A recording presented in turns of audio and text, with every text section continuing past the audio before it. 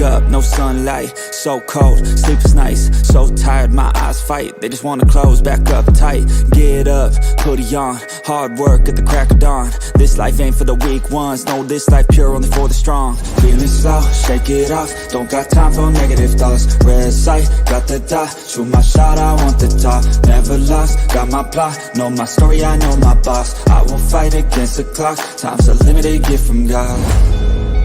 One day I will have my victory, crush all my enemies so viciously. Work so hard my hands are blistering, and they will carve my name in history. I may fuss and cuss, but you can count on me and my content like the fucking city bus, and this is the Eagles Uncensored Podcast. Yo, what's going on, everybody? I am AK Eagles, and welcome to the Eagles Uncensored Podcast. I may fuss and cuss, but you can count on me and my content like the fucking city bus. And if you like the Wagyu, subscribe too. How's it going? Appreciate you guys. And with me today is a very good friend of mine, Adam Koska. Listen, this guy called me up a few weeks ago and just needed to vent because all of us were close to our boy Jeff. And, we started talking and, I come to find out we got a lot more in common than what I thought we did, man. And, ever since then, pretty much every day, me and this man talk, and he knows a shit ton about football. He knows a crap ton about everything, really. But, we're getting on here today. We're going to talk a little Giants, Eagles football talk for you guys and, just have some fun. And we titled it No Bullshit, Just Football Talk for a reason, because everything we talk about is just going to be opinions, our opinions, and, just knowledge that we know. And we're not going to bullshit you. So if we don't know something, we'll tell you. But hopefully that doesn't happen. So what's going on, Adam? How you doing, sir? Well, Mr. AK, thank you for that introduction.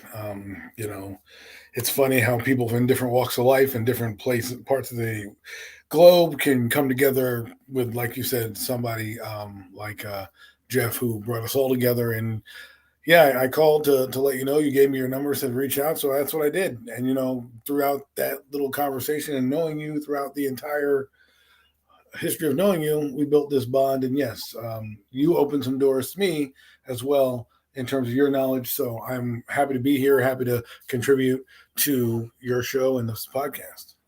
I appreciate it, man. I couldn't think of anyone better, honestly. So first and foremost, man, I know what I got on my end. I'm pretty sure everyone kind of knows what the Eagles got at this point during the draft this year. Explain to me a little bit what your team got this offseason. The Giants this year went shopping and they got what they needed this year, as opposed to most years where they don't go that way. This year they needed a corner, a press man corner. They got it in Deonte Banks. They needed a center. They got it in John Michael Schmidt in the second round. They needed a receiver. They got it.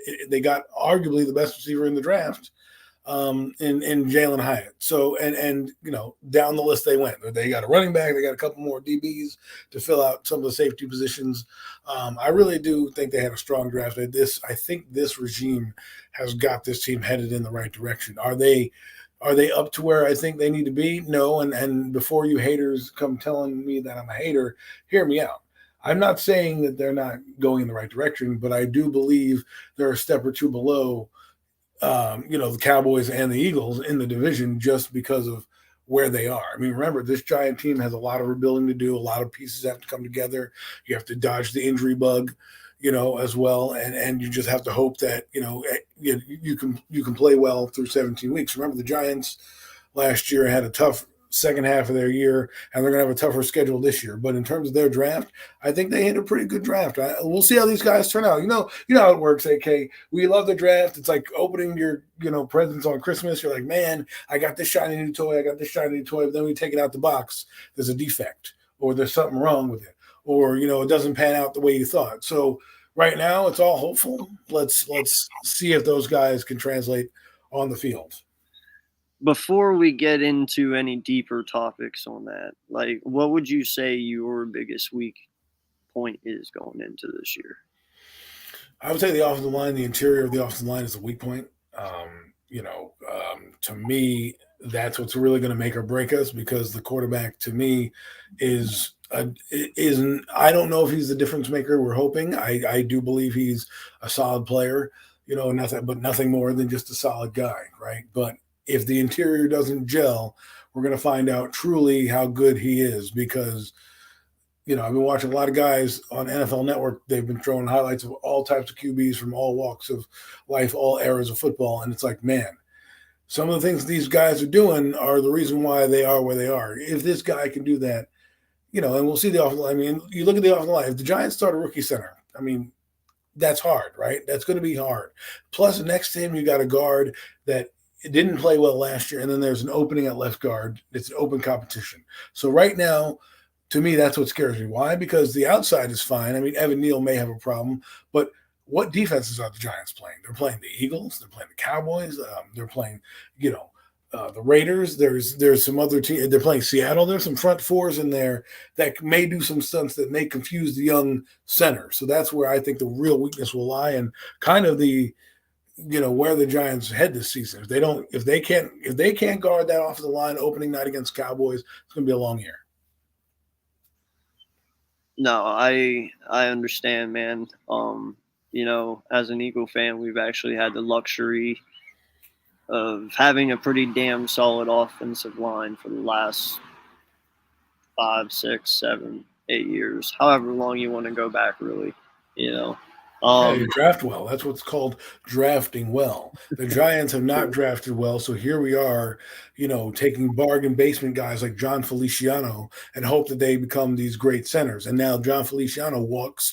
We draft a rookie center from not a big-time program in Minnesota. Not saying he's not going to do well, but there's a different level when you play in Minnesota than when you play at, a Wisconsin team or you play a team that's a little higher up on the ranking scale when you come in. Some of those guys take a little more time to develop. It's nothing against that guy. I think the problem with the NFL and sports in general is the developmental process. We don't give guys time to really develop. And you see this along the lines of every sport. Why? For example, new jobs, right? In the new job market, it takes about 6 months for you to get acclimated to your new job if it's something that you haven't done in a while, right? So you have to take 6 months to get yourself body, in that chemistry to be like, okay, I can do this. Not to mention the overwhelmingness that you're feeling. You're putting stress on yourself, possibly learning a new team or a new position or new whatever. The job is new. You got to learn all the ropes, right? So you got to take that 6 month span. Now you have to magnify that on an NFL level.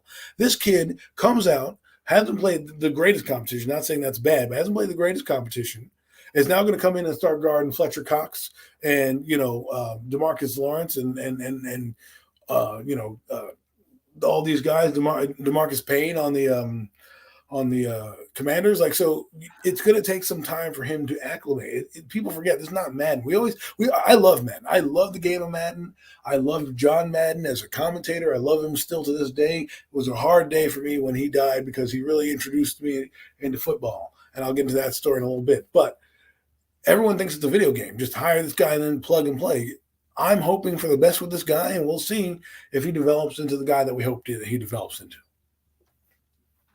Yeah, no, man. I understand that. I do believe that there are certain players out there where scheme does matter. I believe, and like I said, we'll get into that more when we get to that subject, but I believe quarterback position has a huge, huge play in that, especially coming out of college going into the NFL. But, yeah, no, man. I'm not exactly – I know you guys had one hell of a year last year. You made it into the second round of the playoffs, and I was honestly happy for you guys considering that some of you guys are my friends, and I know what kind of past you've had here recently. I was happy for y'all, especially when y'all beat Kirk Cousins. That was even better because that just even proved my point further. But – well, he didn't have a bad game. We don't like to talk about Kirk Cousins, but he didn't have a awful football game. And I tell people this all the time. Circumstance is Giants are down. Giants are up 28-21 at this point.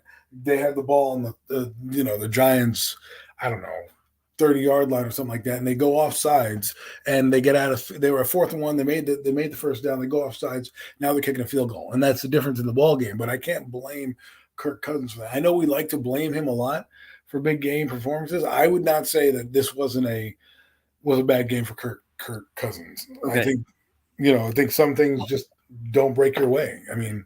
Okay, listen, and this is not putting you down. I truly, truly, honestly feel this way. Okay, and I'm not even bullshitting here.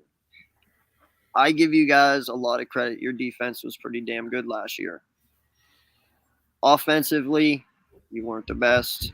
You made it work, but you weren't the best. Now, you match your rosters up. There is no reason why you guys should have even had a chance against them. And that is me being truly, honestly, bluntly faithful with you. There's no way that you guys should have even came close to winning that game. That your rosters don't. Well, they play defense better. Jefferson, exactly. But even still, I feel they had enough to completely just. They should have won the football game, but like I said, there's circumstances where, the Giants defense came to play, but the Viking defense was atrocious. They were probably the worst 12-5 team I've ever seen. I mean, they were the worst secondary in the league. They were the worst defense. Go back and rewatch the game. Daniel Jones is reading War and Peace back there. He could throw to anyone, anywhere, any time. So I'm not discrediting the win. I'm not saying that. I'm just I'm just talking about Kirk Cousins in general. When you watch the game, I don't think he played a bad game in terms of, hey, I'm blaming this game on Kirk Cousins. You know what I mean? No, he didn't have any. I don't think he had any turnovers in that game. I think maybe a pick. I'm not sure. It might have been a tip pick. Let me just bring up the stats so I can no bullshit here, right? We just want to make sure that we're talking the right kind of talk here. Still not getting it past me. Listen, listen. You can hate the guy all you want. I don't really give a crap. I'm not. That's not what I'm saying. All I'm trying to be fair and objective. That's what I mean. I know. I try to be. Because the guy threw for 4,500 yards and 29 touchdowns. He had an absolutely ungodly year last year in terms of just straight numbers. People don't want to look at numbers, but if you look at the game last year against the Giants in that playoff game, Well, listen, dude. I have always said I give Cousins his flowers. I do. He statistically, stat wise, he puts the numbers up, bro. He does. Look, he had 79%. He had 79% completion rating last year. Sorry, he had a 79% completion percentage last year. Okay, in the game, he went 31 of 39, 279 yards, 2 touchdowns. You in a rating of 112, you would take that any day of the week 100%. as a player. So what I'm saying is, I get it. I get that he is not everyone's favorite household name quarterback, and I don't like to put personal views into establishing things. I think people think that when I evaluate a certain player, I'm hating him because I hate him. No, I'm telling you what I see, right? And I'm telling you how I interpreted the game. If you read a book, right, and we read the same book, we may have different notes on that book. We may have different opinions on that book. We may see the book differently, right? Yeah. Quarterbacks are kind of like a book. You have to read them in different ways and interpret them in different viewpoints. And so your viewpoint of Kirk Cousins, I agree. He's not my first choice, but I can't complain about the numbers he put up. As a Viking fan, he's not the problem. And in this game, he wasn't the issue. The issue was their defense couldn't sniff Daniel Jones. Now, if you look at next week's game against the Eagles, it was an absolute shit show, right? And we looked at a quarterback who looked like he was on the verge of becoming MVP to the quarterback who looked like he was the fumbler he was in the rookie year, right? So, but are we really are people vilifying Daniel? No, there's many different storylines behind that, but he didn't play his best game in that game, and it's attributed to the defense he's playing and what they did on that side. There were opportunities against the Eagles to do the same things they did against the Vikings. Throws were missed, throws were off. Things were a little different in that game. So the circumstance is big. And when you look at a guy like Kirk Cousins, I'm not trying to defend him here, even though it sounds like it. I'm just trying to be objective because I think the guy takes a lot of flack, but he does have good numbers. And again, I don't blame him last year for the game, right? He threw 2 touchdowns, can't ask for more. He had 79% completion, can't ask for more, right? He had over 200, almost 300 yards passing, can't ask a guy to do much more than that as a pocket passer. For sure. No, and that's the thing. Like, I have always said, man, when it comes to regular season stats, the man has put up over 4,000 yards. Even in Washington, he was doing it. You know, I believe he even had a 5,000 yard season in Washington, if I'm not mistaken. I don't know. But he was putting up ridiculous numbers his whole career. He's always done that. It's just when it comes down to really, truly winning the primetime games, the games that matter most, it's just not that Kirk Cousins you normally see that puts up the numbers. You know what I mean? Right. If you want to talk about a compiler average, for what we've got to look at it like this. This is how I measure quarterbacks, right? Where you're drafted. He was drafted in the 4th round. Okay, let's be real. Drafted in the 4th round. 4th round picks aren't supposed to pan out, regardless of if they throw for 4,500 yards or not. So already step one accomplished by him, right? Him and Dak Prescott on that same playing field. The other thing is that, you know, how do you go from 2 teams and throw for 4,000 yards on 2 teams? He's thrown for 4,000 yards every year with the Vikings except for one. His 1 year with the Vikings where he missed a game or 2. He threw for 3,600 yards and 20 touchdowns. He's throwing a ton of touchdowns in this game in these seasons. So he's doing what you're asking a 4th round pick to do. No, sorry, I forgot I was muted. No, what's going on, Coma? How you doing, sir? BLSG, how you doing, man? Appreciate you guys for stopping through. Please hit that like button. No, like, I get it, man. Maybe it's just a self-hatred in myself. I don't know. I'm just saying, like, anyway. Speaking of that, you were talking about your interior offensive line. You know, you look at the weapons that Howie Roseman acquired this offseason with Nolan Smith and Jalen Carter and Jordan Davis, obviously, going into his 2nd year, and we still have Fletch, like you said. You got BG and you got Sweat, and you know you got Nakobe Dean doing the backfield work this year, you know, as linebacker, and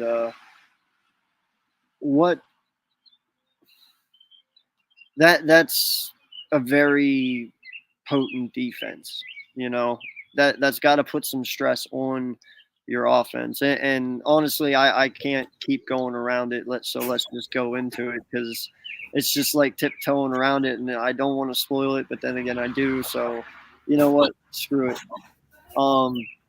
You guys went out and you paid DJ, and you know you got to be able to function this offense, like you said, around some pretty dangerous defenses this year.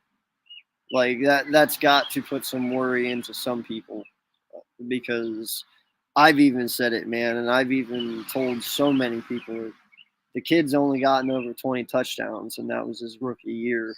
The 2nd year it was 11, the 3rd year it was 12, and now the last year it was 15. That's pretty disgusting, man. Like, we'd be calling for Jalen Hurts to get the fuck out of Philly already if that was his numbers. So, I mean.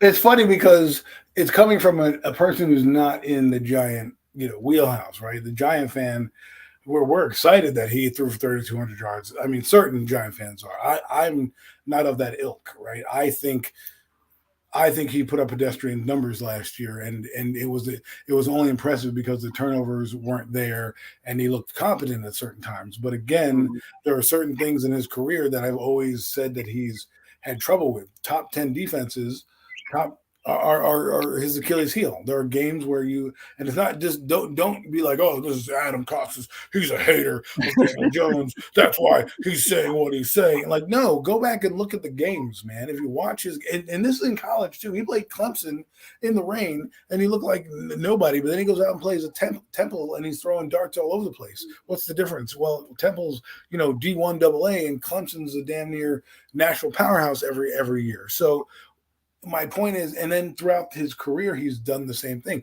Last year, the Giants were 3-6-1 down the stretch. Those 3 wins came against the Texans, the Colts, and the Commanders. Teams that were 50-50.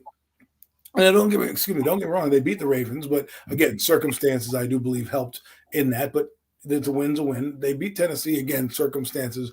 I do believe in that. But in those games, if you're talking about individual performances, he didn't really have that great a game. I mean, the game that comes to mind, 2 games that come to mind, the Cowboy games. The first one was in MetLife Stadium. He's running for 78 yards. All of a sudden, they put a spy on him, and he's silent.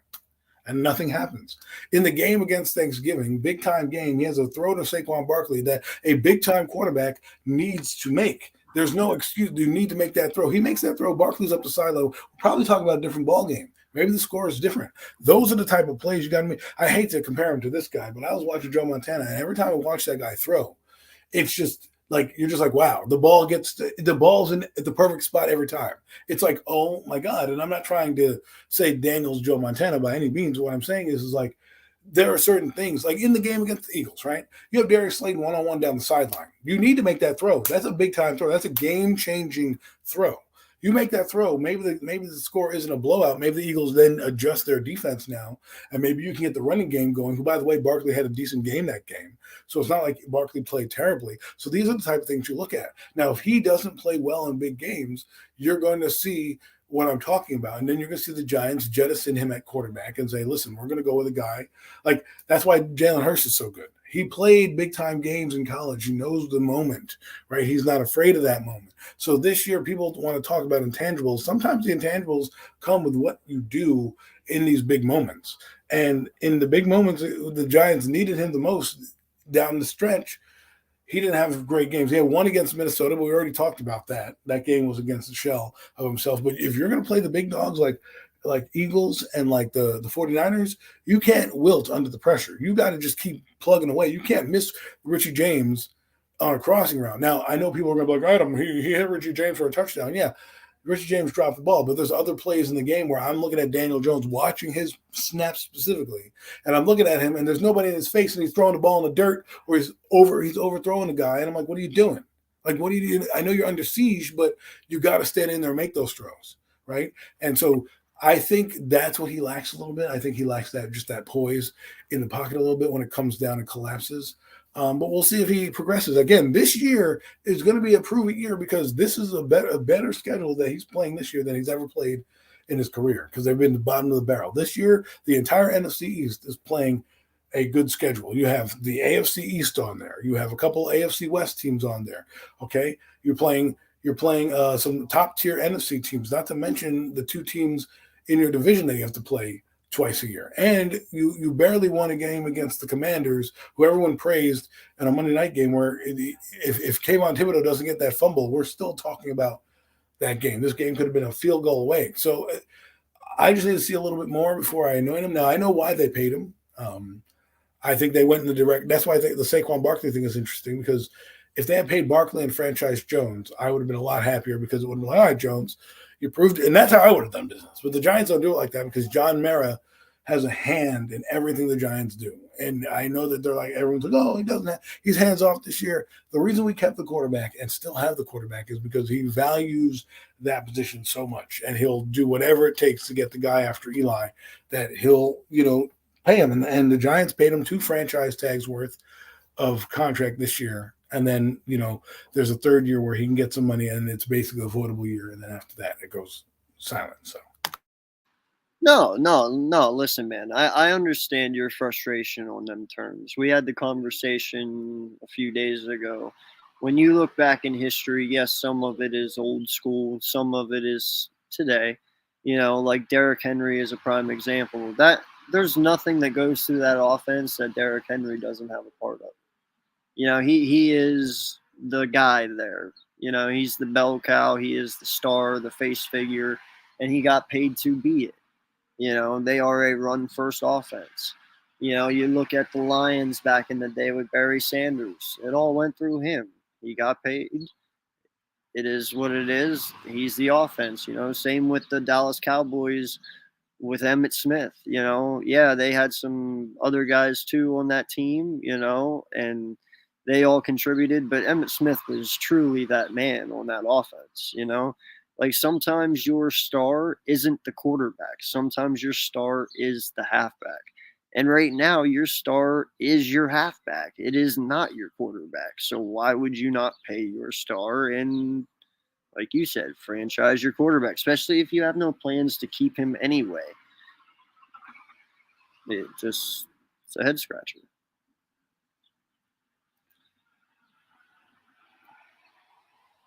Yeah, you're right. It is. But I mean, there's nothing wrong with having a franchise halfback.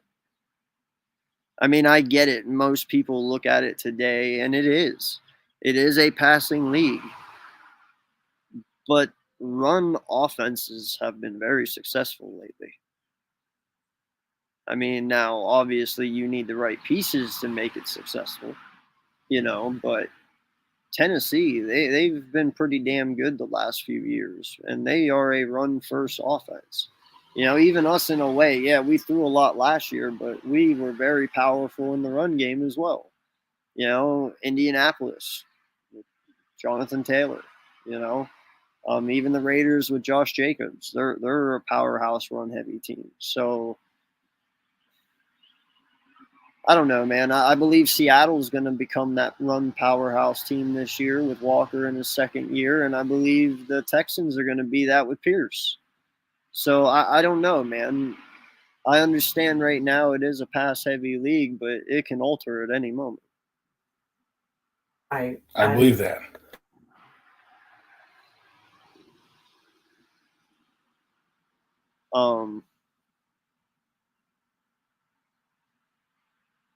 Who's your first game? Who do you guys open up with? Be involved in the Cowboys. Oh, are you serious? Ooh, okay. Monday night. That's nice. I'm going to be no, excuse me, Sunday night. So we're going to be the marquee game Sunday night. Sorry, to answer your other questions, my wife came in. Oh no, you're fine. With her, go for it. Stuff, but when you have your star player, I agree they should have paid Barkley more because I think he's been through more with this team. You know, from the losing. You know, he had his rookie year. I mean. I feel like you got to pay people on accolades. What's the point of getting an accolade if you're not going to pay for it, right? He was rookie of the year. He was unstoppable his first year, you know, unguardable. He was their offense. I mean, they had Odell Beckham Jr. at that time in 2018, but Eli still was the quarterback. They then they then draft Daniel Jones, who had a fumbling problem, but Barkley's still in the game. He still gets 1,000 yards that year. He was a little banged up. You know, he had a freak injury that year with an ankle injury. Then 2020 comes back and he injures himself in the week 2 game. Rehabs, comes back. They get another running back, and he slogs through it. Probably should have taken some time off, but slogs through the rehab process. Comes back this year, has an absolute monster year, but gets worn down because the Giants didn't use it. And that's what they did. They leaned on him like a lot of these teams do. Now, the problem is a lot of these teams change philosophy, just like you said. I guarantee you, the Colts are going to change philosophy if they start to see Anthony Richardson or even Gardner Minshew start to develop as a passer. I mean, look what the Eagles did. The Eagles went in the first year of Jalen Hurts passing the football to then a run team, then this year to more of a pass team than a run team, right? So the Giants this year are trying to do that. They paid the guy that they thought they were going to hitch their wagon to. So here we are, right? As for you know, the opening game against the Cowboys, that's the game to me that's the marquee for the Giants season. If they come out, I don't care about a close victory or no moral. I'm not into moral victories. You got to come out and win the football game if you want me to believe you're going to go to the playoffs, because that's step one. Okay, I know where the Eagles are. The Eagles are light years ahead of where the Giants are right now. The Eagles are fighting for Lombardis. We're fighting for relevancy. There's a difference. One playoff game doesn't make a lot. I mean, Jim Fossil won a playoff game, and then the next year he didn't go to the playoffs. It took him 2 more years to get his team together and his quarterback and his defense together to get to the Super Bowl the year 3 years, right? He made the playoffs 3 out of his 7 years here. Same thing with Tom Coughlin. He made the playoffs like 5 years out of his 10 years of being here. So it's hard to do. So, while I think the Giants are on their way, the NFL didn't just pause and Giants were the only ones that got better. The entire division got better. Yeah, no, we did. And, that's – I know I have a really high expectation for my team this year. Now, I do understand that there is something that could happen, which is Jalen Carter doesn't reach the expectations we all assume he's going to reach, or Jordan Davis doesn't, or Nolan Smith. Now, granted, I don't have an issue. I don't think they won't. That's not what I'm saying. I think they will all three meet their potential. I'm just saying that if for some odd reason we fall off, if for some odd reason we don't go all the way, it's because we just have a few young pieces that might not have been able to make that giant leap their first year, if you understand what I mean. I get what you're saying, but the Eagles have done something that no other team's really done. They've built very well. They're built very. In the era of free agency, in the era of astronomical numbers coming here and coming there, they've done a fantastic job of keeping that team together and the core glue, and then drafting Howie Roseman. As much as I hate the guy, I have to give him respect as being one of the executives of the year every year, because every year that team, no matter what the situation is always drafting well. I mean, look at it. Just take a look at your team right now. You lost TJ Edwards, but you're gaining Nakobe Dean, right? So, you lost Vernon Hargreaves, you're gaining Jordan Davis. It's not like you're having a void to fill. And that's what good teams do. They keep drafting no matter, even if they have a player there, right? Oh, well, we have Vernon Hargreaves here. We could sign him. Well, you got Jordan Davis. Oh, well, he didn't play much last year. Well, yeah. Well, because you have Vernon Hargreaves in front of him. Now you got Jalen Carter, Fletcher Cox, Jordan Davis, the 3 guys in the middle that are going to be rotating in, causing havoc in the middle of that line, right? And you don't need Jalen Carter to be the star right now. You just need him to learn in that room. And that's how you develop a team. So I know that they have a new defensive coordinator who might change it up. Maybe the systems will be a little different, but the players won't be, and they'll be able to develop. And with the philosophy that the Eagles have, it allows you to develop those players. You know what I mean? People don't get that. Development of players is key in this league, because someone's going to go down. Whether it's your starter, whether it's not, like you drafted mad corners this year. Guess what that means? You're probably going to get rid of Darius Slay at some point, if not this season, definitely next season. Definitely walking next year, right? Yeah. So if he's walking next year, you've got your guy from, you've got your guy.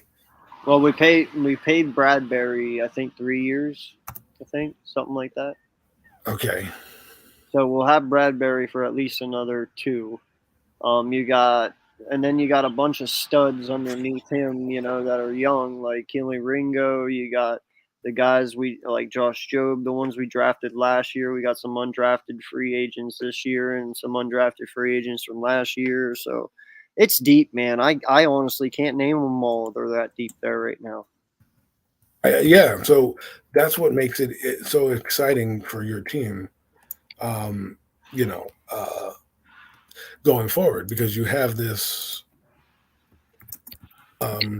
team that you're developing, right? And you have these guys coming in and working on this level, and you're not missing a beat because they're coming in and you're drafting them. And that's what and you got to think about it. The Eagles aren't drafting high; they're making moves to get higher picks. It's not like the Eagles' original draft picks were high. They had the Saints draft pick. They moved up in a year where they stunk in 2021, where they were already outside the top 10. They went in the top 10 and got their receiver. That year they made the playoffs. They were 22, but they had a couple of draft picks. And last year they had a couple of draft picks in the top 10, right? Yeah. So And I'm sure this year the Eagles will figure out a way to get more draft picks. Well, listen. Okay, let's. We're talking about it. So Jalen Hurts, he after his first full year starting, which was his second year. It was not his rookie year, his second year, when he first fully year starting. There was a lot of mixed emotions on whether or not they should stay with him or get rid of him. I was one of the few that said, listen, I'm very tired of, seeing teams, not just my team, but other teams, bring in quarterbacks and give them like 2 years, 3 years, and then just get rid of them because they don't take time to develop them. Is pretty much what I'm saying. Right. And I wish that teams would start doing that more. Well, it's because of the winning aspect. When For you sure. when you want to win, and I'll tell you another reason. People don't realize this, but the NFL has watered down their product so that mediocrity it plays king and runs rampant in the NFL. And what that means is if you're a 6-10 team from last year, you can do what the Lions did and win 9 games the next year and fight for a playoff berth. That keeps you engaged all year long because, oh my God, my team's in a playoff race. That keeps the fantasy alive all year long, and it keeps the hope alive, as Jesse Jackson would like to say, in terms of your team, because you can go in every year thinking we can go from worst to first. That's what the NFL has built. In the 90s, when we were watching, in the 80s and 90s, the teams were built through the draft and the dynasty. You got rid of your players. There was minimal trades going on because they didn't have free agency the same way that we had free agency. It's not that they couldn't sign players, but there wasn't really a free agency period. Like, hey, there's a free agency frenzy. You kind of sign players that were off teams and things like that. It wasn't until 93 where they changed it and gave you all these different free agents and players moved, and that's why you have the product you have now. That's why the 49ers can go to 4 Super Bowls, or even the Bills can go to 4 Super Bowls, because their teams were developed in that way to do it. And that's why the Patriots sustaining their greatness has been incredible to watch because of the age of free agency. Right? And they don't always develop players the same way. They have system guys. They've done it the opposite way. Most teams build on guys' talent. The Patriots do it the opposite way. They build on the system that has worked, and they try to put in all-stars at those positions. You're seeing right now some cracks in the foundation, but I do believe they'll bounce back this year with Mac Jones and Bill O'Brien at the helm. But this is why you got to look at the NFL. The funny fact, right? The Pittsburgh Steelers. In my lifetime, they've had 2 coaches. In their history, they've had 3 coaches. Yeah. Okay, that's insane to think about. The Kansas City Chiefs have had a lot of prominence in the 90s and the 2000s, but until Andy Reid got there, it was Marty Schottenheimer, a lot of other guys, and now you have Andy Reid. And Andy Reid has been there almost a decade, and has really changed down. Yeah, no, man. Listen, Andy Reid's name speaks for itself, dude. As far as I know, he's the only coach in NFL history that's been on 2 teams and won over 100 games on both teams.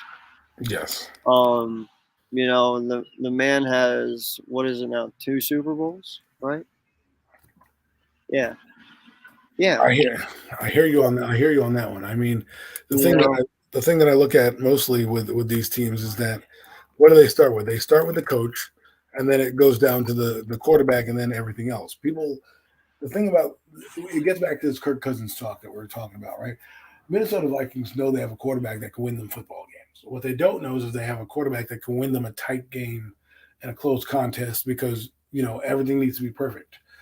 Can you rise up? Peyton Manning is the key quarterback in this. His defenses were terrible in Indianapolis, but he was so good and that offense was so good, they would get leads that their defense would then not have to worry about a running game. They wouldn't have to worry about playing one half of football on defense. They could just play one thing, just cover and blitz, right? The Eagles are interesting because they're built for 5 yards and a cloud of dust. They want to get 5 yards on first down, or at least some positive yards on first down, and then their offense is orchestrated on that. Then they'll, like what they did in the game against the Giants, they ran the first play of the game, they ran a 5-yard play. Second play of the game was a play action bomb to Devontae Smith. Okay, so they understood what their offense is, and they do certain things to get around it, and it helps the defense. So right now, a lot of these teams are trying to find their niche. I mean, you look at like guys like Joe Burrow. They brought in Jamar Chase. Now I've seen a ton of guys bring in receivers that have done nothing. They have a great season, but they didn't play the way they play. You brought in Jamar Chase. Joe Burrow elevated that, and basically his play with Jamar Chase is the reason that team was in the Super Bowl. And it's crazy to think because that team was like, what, 3-12? They come in. He had a horrible offensive line, absolutely horrible, worse in the league. This is what I'm telling you about quarterbacks being good. And he made chicken shit. He made chicken soup out of chicken shit, right? Like he had no offensive line. Yeah, sure, he had playmakers galore, but if you can't get him the football in the biggest game of the year, offensive line has one leak, right? On Aaron Donald. If he gets to turn his head around to Jamar Chase, that's a touchdown, game over. Probably talk about Bengals winning the Super Bowl, him being the MVP. So not just that, bro, but he did it coming off of an ACL tear. True, and that's nobody. And he should have been the comeback player of the year. I don't think he was, but this is what we're talking about. This is the type of stuff that we're talking about. This is what I mean when we talk about elite quarterbacks and how you build a team. Right? Sometimes a guy just transcends what you're doing. Now, for a team like the Eagles, the reason why I think Jalen Hurts is such an interesting case to study and why you were saying to get rid of him is because, first off, it would have been easy to turn on him real quick because he's not a first-round pick. It's harder to do that if he's drafted in the first round. It's easier to explain and write off a second-round pick. Oh, it didn't work out. He, not the guy we're looking for, blah, blah, blah. You're not hurting. It's still a bad pick, but you're not hurting as much. It's not going to be – no one's going to care that in 10 years he was a second-round pick that was a bust, right? But a first-round pick, that lingers for years, right? Years to come. So I think that's where I think he was – interesting. And there were some glimpses of him playing with Peterson that allowed you to give you some hope. And again, a lot of people jump the gun. We don't know a guy's learning curve. We don't. You learn differently than and I learn differently than you. Okay. And so what I'm saying is that when you do that, it doesn't allow so when you learn at different levels, it doesn't allow you to automatically say, well, he's going to be a bust because you don't know what's going to happen with him. You don't know if he's going to be able to make that adjustment. No, dude, we've let go of some people, I think, a year or two early that we shouldn't have let go of. I mean, I can think of a few examples, like one, Jordan Poyer for the Bills. He was on our team. We drafted him. We let him go, and we traded him to the Bills, and then the dude pops off, and he's been an all-pro ever since. We drafted Raheem Mostert at one point, and then we let him go, and he goes on, and he didn't do a bad job in his career, and then Rasul Douglas, look at him over there in Green Bay, man, just held on to him one more year. Like you said, some players learn a little slower than others. Some players. Well, Geno Smith. Huh? Geno Smith. I mean, you look at what he's done. Where the fuck that? Listen, man. Real quick. That caught me off guard, bro. Like when they did that shit, and I heard who was going to start, I was like, "Is Seattle trying to fucking lose?" Like probably. Let's be real. They probably were trying to lose. I don't. Where the fuck did that? I admit when I'm wrong. Well, holy shit, dude. At the end of last year, I took that thump because wow, the dude balled, bro. I don't know where the fuck. What did it take him 7 years to figure it out? Like, holy shit. But sometimes, like with Kurt Warner, it just takes a guy to put you in a system that works to your strengths. Oh yeah. Right. It's not like it's we talk about look at what they did in Seattle. Seattle had a great.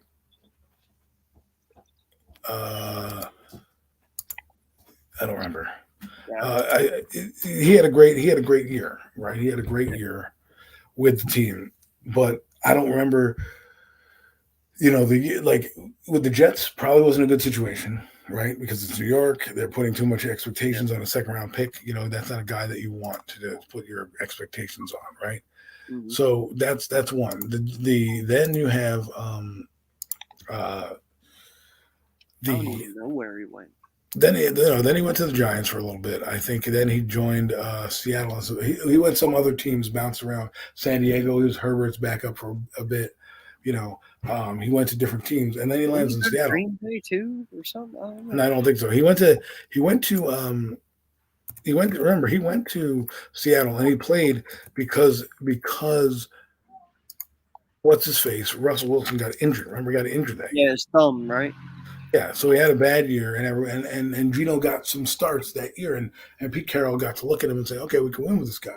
Then the next year they came in and said, well, we're going to use Drew Luck, who they traded for. Remember, they traded Russell Wilson to Denver and got Drew Luck in return, and it was between Luck and Geno Smith, and they were saying, how Luck was going to be the guy, and not Luck, Drew Luck, excuse me, just so people don't differentiate.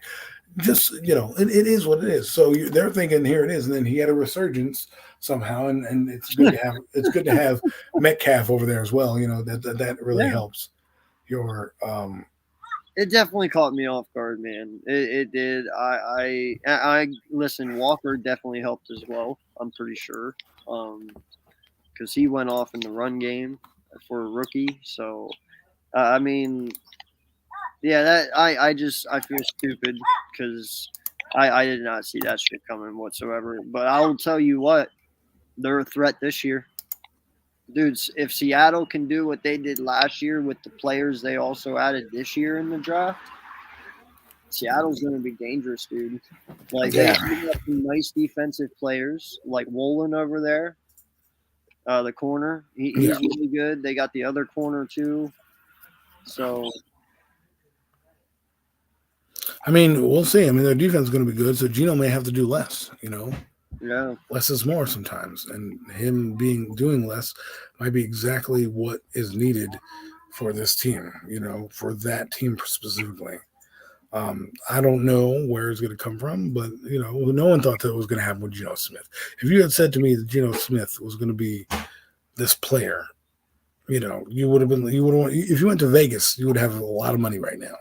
You'd have a ton of money right now. But that's what, and I'm sure there's Daniel Jones fans who are going to be like, well, see, that's why you don't give up on Daniel Jones. Like, well, he gave up on teams and he left, but they're not like they're investing in Geno long term. They signed him to a deal, but let's be honest, it's a deal where if they can get a quarterback, they'll do well. But they drafted that kid Jackson Smith Enigma. He's pretty good. Yep. I think that's going to be a good pick for them. Adding to the mix already, and I think they're going to be a dangerous team if they go on. Somebody on NFL Network said they were going to the Super Bowl. If they go to the Super Bowl, Geno Smith, man, and it will be one of those reclamation projects. Like, wow, you pump the brakes. Hold up. Well, I'm just listen. Whoever said that, man, if he ends up being right, props to him, dude. That's. You know how hard that's going to be? I mean, I get it. That team is good, and I think they'll be a playoff contender, and I think they might make some noise, but I don't think it's far enough to say Super Bowl. Holy crap. I mean, I can't tell you either way, but I think they are a legit contender in the West, but I mean, you've got to get through the 49ers. And we'll see if they can do that. If they can get through the 49ers, I mean, they don't need to get to the 49ers. Let's be real. They just need to make the playoffs. That's it. Right? Like, you don't need to get through, quote unquote, the 49ers. You just need to make the playoffs. There are 7 wild card teams this year. You just need to be better than the Giants and like the Lions, right? Who are another team who, like, you want to talk about another resurgence, another quarterback who had a resurgence. What about Jared Goff? Okay. Mm-hmm. This guy was much maligned. Basically laughed out the building in LA after losing the Super Bowl. They're like, yeah, thanks, but no thanks. And then they left him. And here we are, another year. He threw for 4,200 yards with a cast of nobodies. Don't tell me that he has anybody out there. Teams were not good. Well, see, right? and listen, even I made fun of Campbell, whenever they hired him as the head coach. But I will say this, man. He is a strong example of a man who can motivate men to play at their top potential just by believing in them. Right. Exactly. Like, that's amazing, dude. Like, well, he keeps them in almost every damn game. Well, the thing is, I think what you're saying is that we're weaker-minded players now, right? Well, the Parcells days where you criticize them, hey, you're not going to make a team like that with that flabby ass or, flabby stomach or whatever, now it's like, hey, man, I believe in you. And they're like, oh, great, hooray, And I think that's the mindset you have. You have to have as a player, B, a coach. I mean, I know for me, sometimes getting a bouquet of flowers or a rose thrown at me every once in a while makes me feel 10 times better than just sitting here never getting browbeaten every time you make a mistake. You know what I'm saying? And at that point, it weighs on you. It's like, well, can you find something good with me? Right. So when a guy can motivate you by just being positive and kind of getting in your ear hole about, hey, man, do this and you'll be on the team. Well, guess what? That's how I believe it, right? So you got to get in. What that tells me is he knows how to get to the mind of his players, So if he can get to the mind of his players, which I do believe he can, that's what you do. And he knows how to motivate, and he did it correctly, and we'll see if it works. Now they're putting things into place. Now they're becoming a contender. That does, I hate to say that to Lion fans, that might mean doom and gloom for you guys, because every time there have been prosper teams, they haven't done exceptionally well in that regard. So let's see. I mean, Jared Goff goes out and has another 4,000-yard season. You were going to have to put his name on it and be like, man, LA got rid of this guy, but someone's trash becomes someone else's treasure, right? So, let's look at it this way, and this might be an actual prime example of it happening right before our eyes. I know a lot of people have mixed emotions about Matthew Stafford, and me and you talked about this on the phone. I think Matthew Stafford is probably one of the most deadliest quarterbacks in the NFL. Like, it's real crappy that he got put in the situation he got put into the first 10 years of his career being with the Lions. But Matthew Stafford started out a little rough when he first came into the NFL. He did have some injuries. He did have some flaws, but then the kid took off. I mean, because of him and Calvin Johnson, they stayed irrelevant this whole time. You know what I mean? It only took him stepping out of Detroit and going to a team that actually mattered for everyone to see exactly what Matthew Stafford was. I mean, his 2011 season is probably one of his best. He threw 41 touchdowns and over 5,000 yards, right? His first year, he played 13 games getting the ropes. Second year, he got injured, but he had that. We knew something was good about him because he had that comeback win where he basically put his shoulder back into place.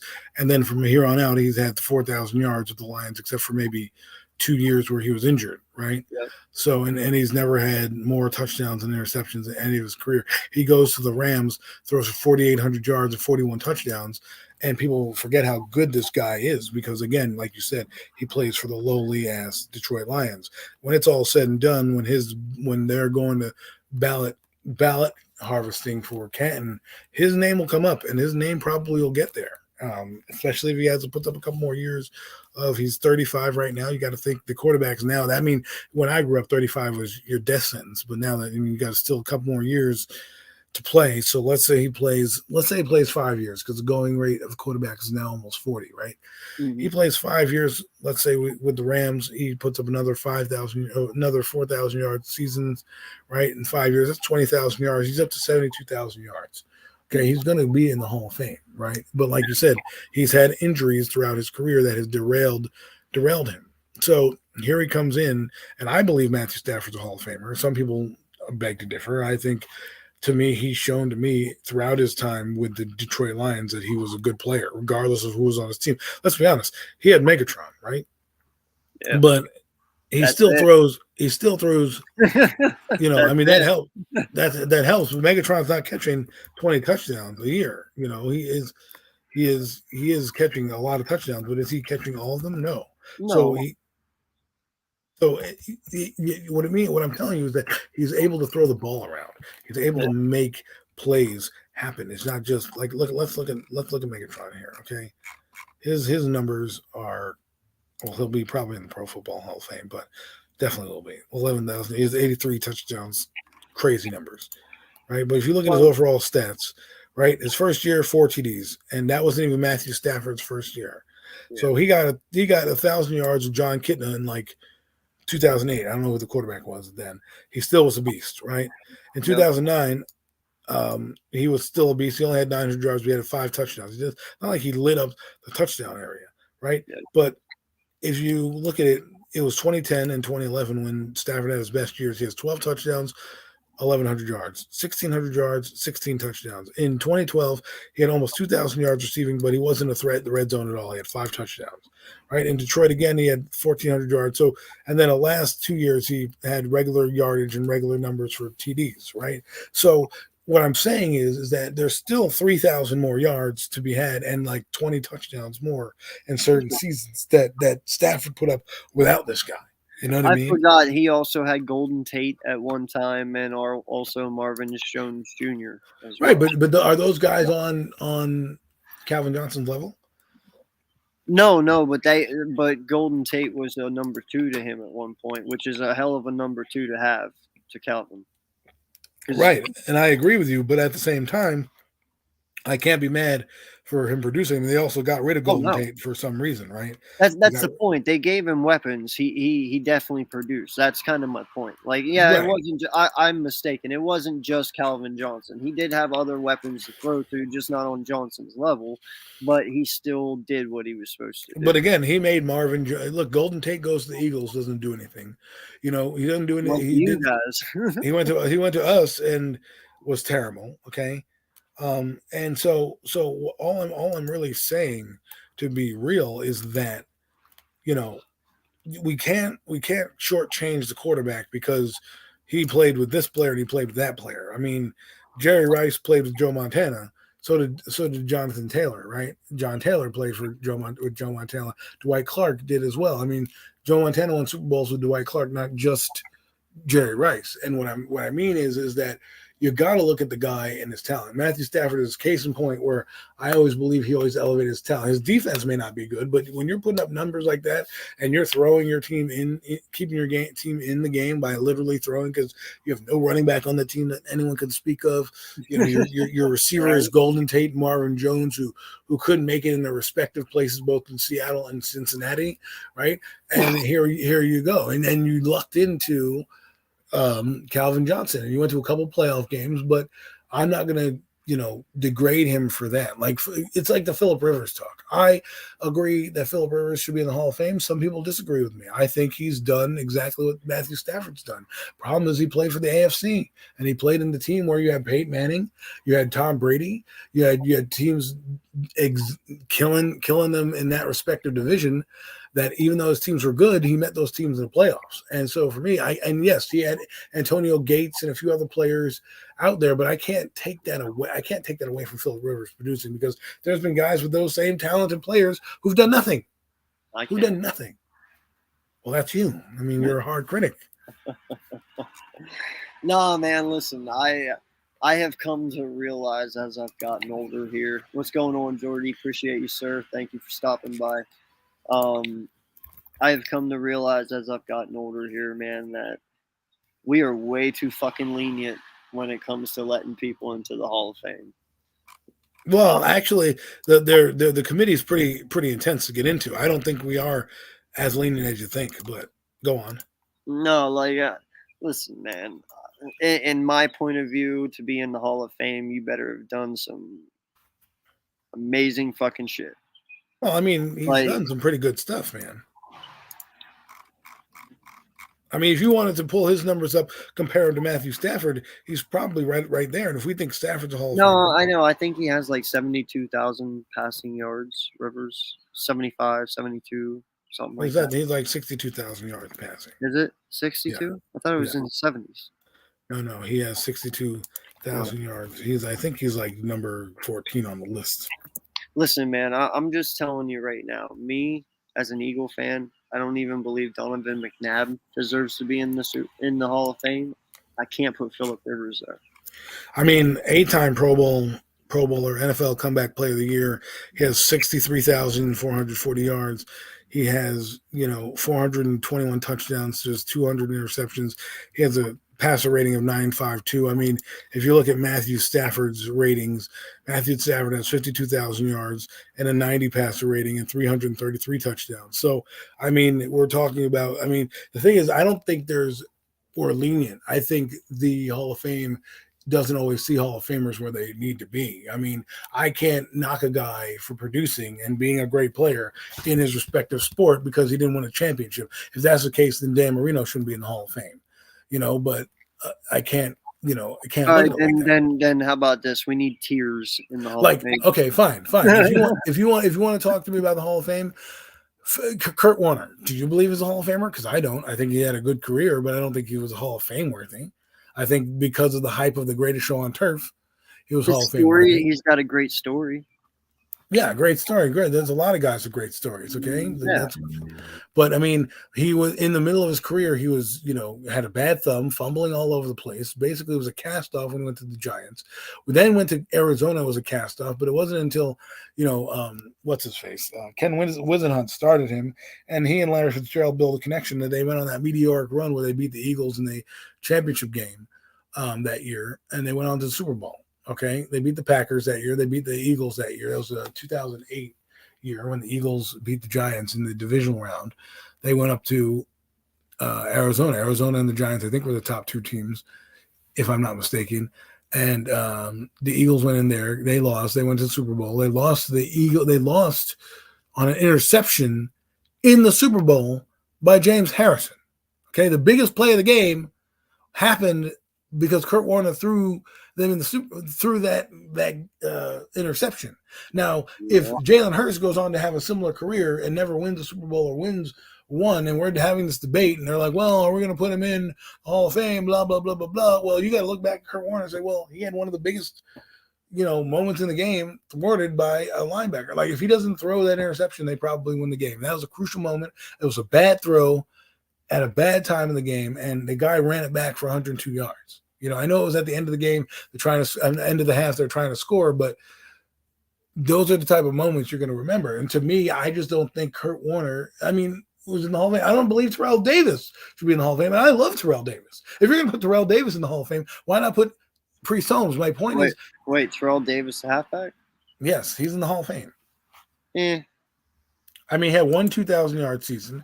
He won the MVP that year when he went to the Super Bowl. Okay, so he won the Super Bowl that year with the Broncos, and he was the MVP. Yeah. But he has 7,000 yards. His career was cut short to a knee injury. Was he really, this dominant back? Yeah, he was. But if you're not going to put him in, but you're not going to put in Priest Holmes, who has similar yardage, is it because the two Super Bowls is what's getting you there? And it's because I feel like. Yeah, but didn't he also have Elway and Shannon Sharp next to him? Right, and Rod Smith. Smith. Well, yeah, but I'm just saying, just out of the. It's not like Davis did it on his own.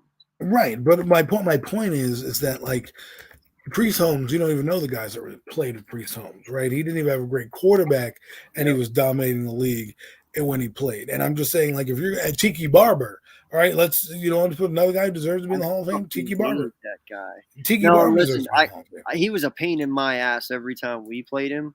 But right. I don't think he deserves to be in the Hall of Fame. Well, if you look at his numbers, he's got 10,000 yards. He had his best career towards the end of his career. He also has 3,000 yards receiving. So, and then he has 2,000 yards turning kicks. So all-purpose yards, he's up to 15,000 yards. In baseball, if you had 300 home runs, right, you're basically on a lock to go to Cooperstown.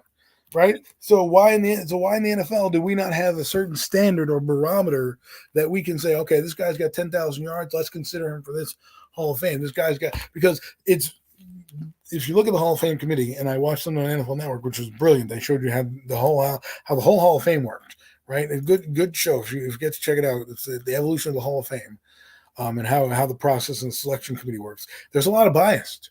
There's guys that you can I can nominate.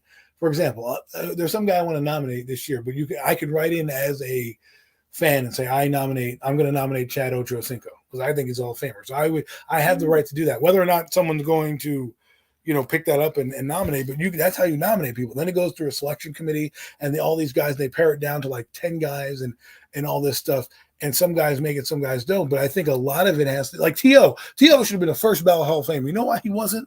People hated him for some reason. I'm like, all right, so if you personally don't like a guy, is he not going to the Hall of Fame? T.O. didn't make the Hall of Fame, bro? Because he was the one guy that speak his fucking mind. And why I didn't mind him speaking his mind because every time he did, he fucking backed it up. I can't love find me one some me. time. Yeah, I dude. So what? The guy fucking talks shit. That's awesome. Sometimes you just need a guy who can talk shit. Now, I love don't that. like guys who talk shit and can't back it up, but that was not his issue. He backed up everything he fucking said. Listen, he even called out your quarterback when he choked in the Yes. Super Bowl. Yes. And he's like, if that guy doesn't choke, we win. That guy came back. Listen, I love T.O.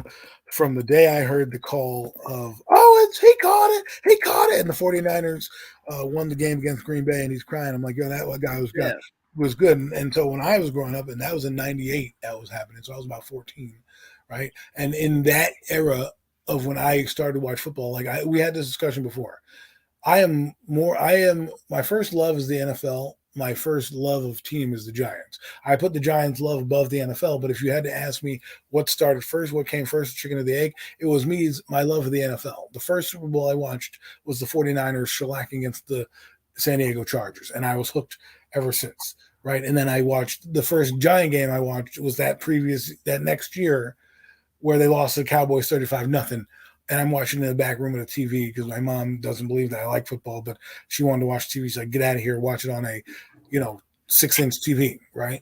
And so I did, in black and white color. I watched Emmitt Smith wave at my linebacker as he walks into the end zone. Okay, so I've had a love for the game. So for me, I love the Hall of Fame, but you've got to look at it like, are these guys being biased? Look at baseball. They didn't want to put in Barry Bonds, but they had to because his numbers are too good. Dude, they still haven't put Pete fucking Rose in. Right. Over fucking betting. Yes. And Pete Rose deserves it more than anyone. Oh, I agree. And then the problem I have with that is like you're being spiteful. Right? Yeah. Because guess what now? This brings us to another topic, a hot topic. Let's get into it. We talk about a guy like Pete Rose.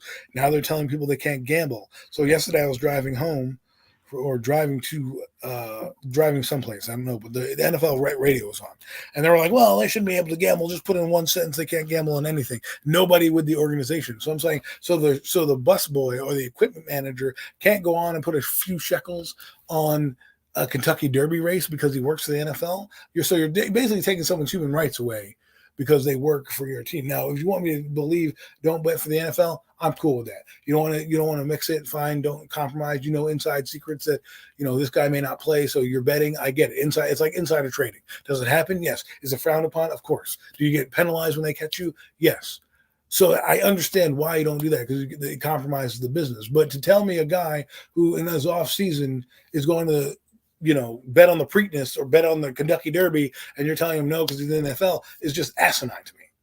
No, I 100% agree with you on this. Listen, man, this is like dangling alcohol in front of an alcoholic at an AA meeting and saying you can't drink it.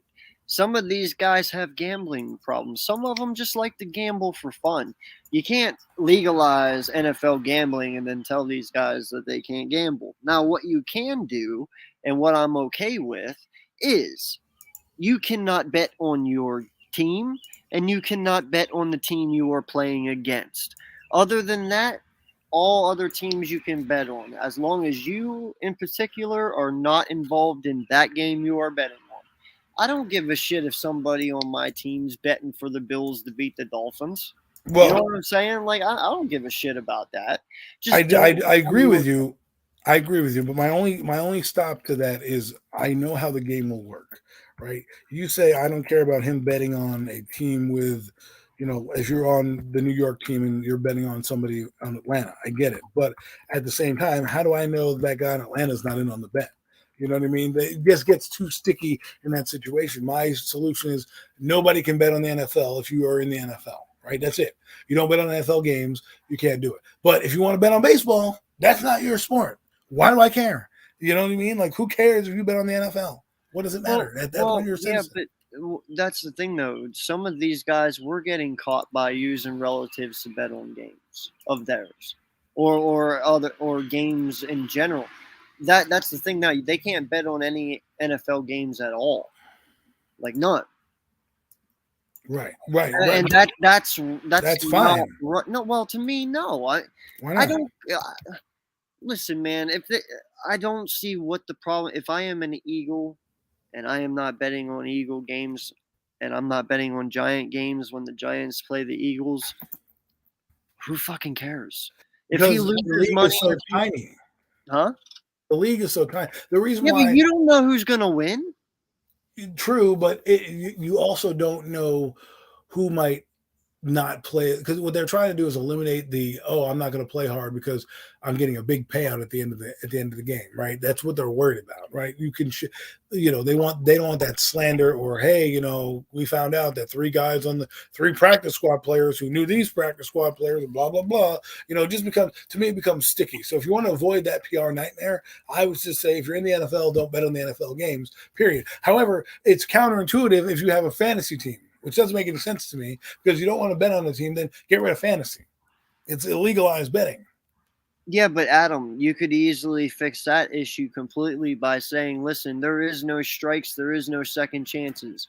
If you get caught using dude, that's why you got to set the boundaries and the guidelines. If you use a relative, a friend, a family member, a dead person's social security, it doesn't matter. However you get caught, if it gets caught back to you, that it has to do with you, it is a lifetime ban. You can never, ever play football in the NFL ever again. Like, you can't bet on your own team, and you can't bet on the other team you are playing against. You just can't fucking do it.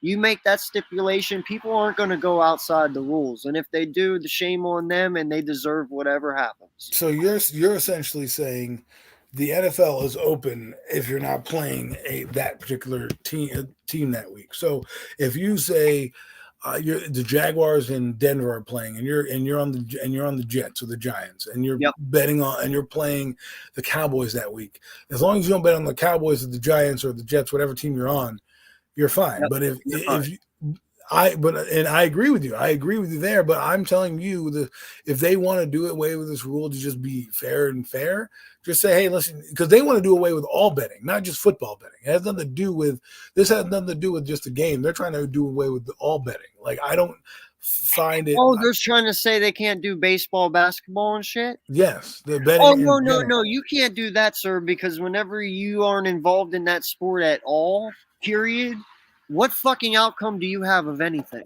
Right. Come on. No, you're going too far now. Now you're just trying to be a bully and try to take advantage of people's kindness. Right. I mean, even that's the only way I would work, because they were like getting mad at people for betting on like a hockey game. Who gives a shit? I don't care about you betting on a hockey game. Yeah. That doesn't compromise my sport. So, but but think about it. Once you take away one thing, they start to take away everything. It doesn't make any sense that you put a team in Vegas and then say, well, you can't go gamble. You can't go play on the slot machines. I mean, because gambling is just on your own team. Why can't you? If you're going to say no gambling or no betting, then you can't bet on anything or gamble on anything. It means you can't go out and play poker then. High stakes poker. You can't do anything, because anything that has to do with money and your team is going to like, if you go out and win $2,500 on a high stakes poker game, and someone says, "Oh, that's freaking, Adam Costas, he plays for the fucking New York Giants. He just won $2,500." That's going to be a thing, right? It's going to be. Michael Jordan was the most degenerate gambler there was in the history of the world. Like, he literally lost tons of money gambling. So you would tell Jordan, your best player in the NBA, the face of your company, don't bet. Well, no, Well, two things. Number one, Randy, people who bet on NASCAR are fucking insane. Okay? I have grown up around NASCAR. I have watched NASCAR. I know how quick tables can turn in NASCAR. And I know the people who sometimes should win probably don't win because of accidents and shit. You are insane to bet on NASCAR. Anything goes in that shit. But no, I agree with you, man. Hines Ward should be in the Hall of Fame.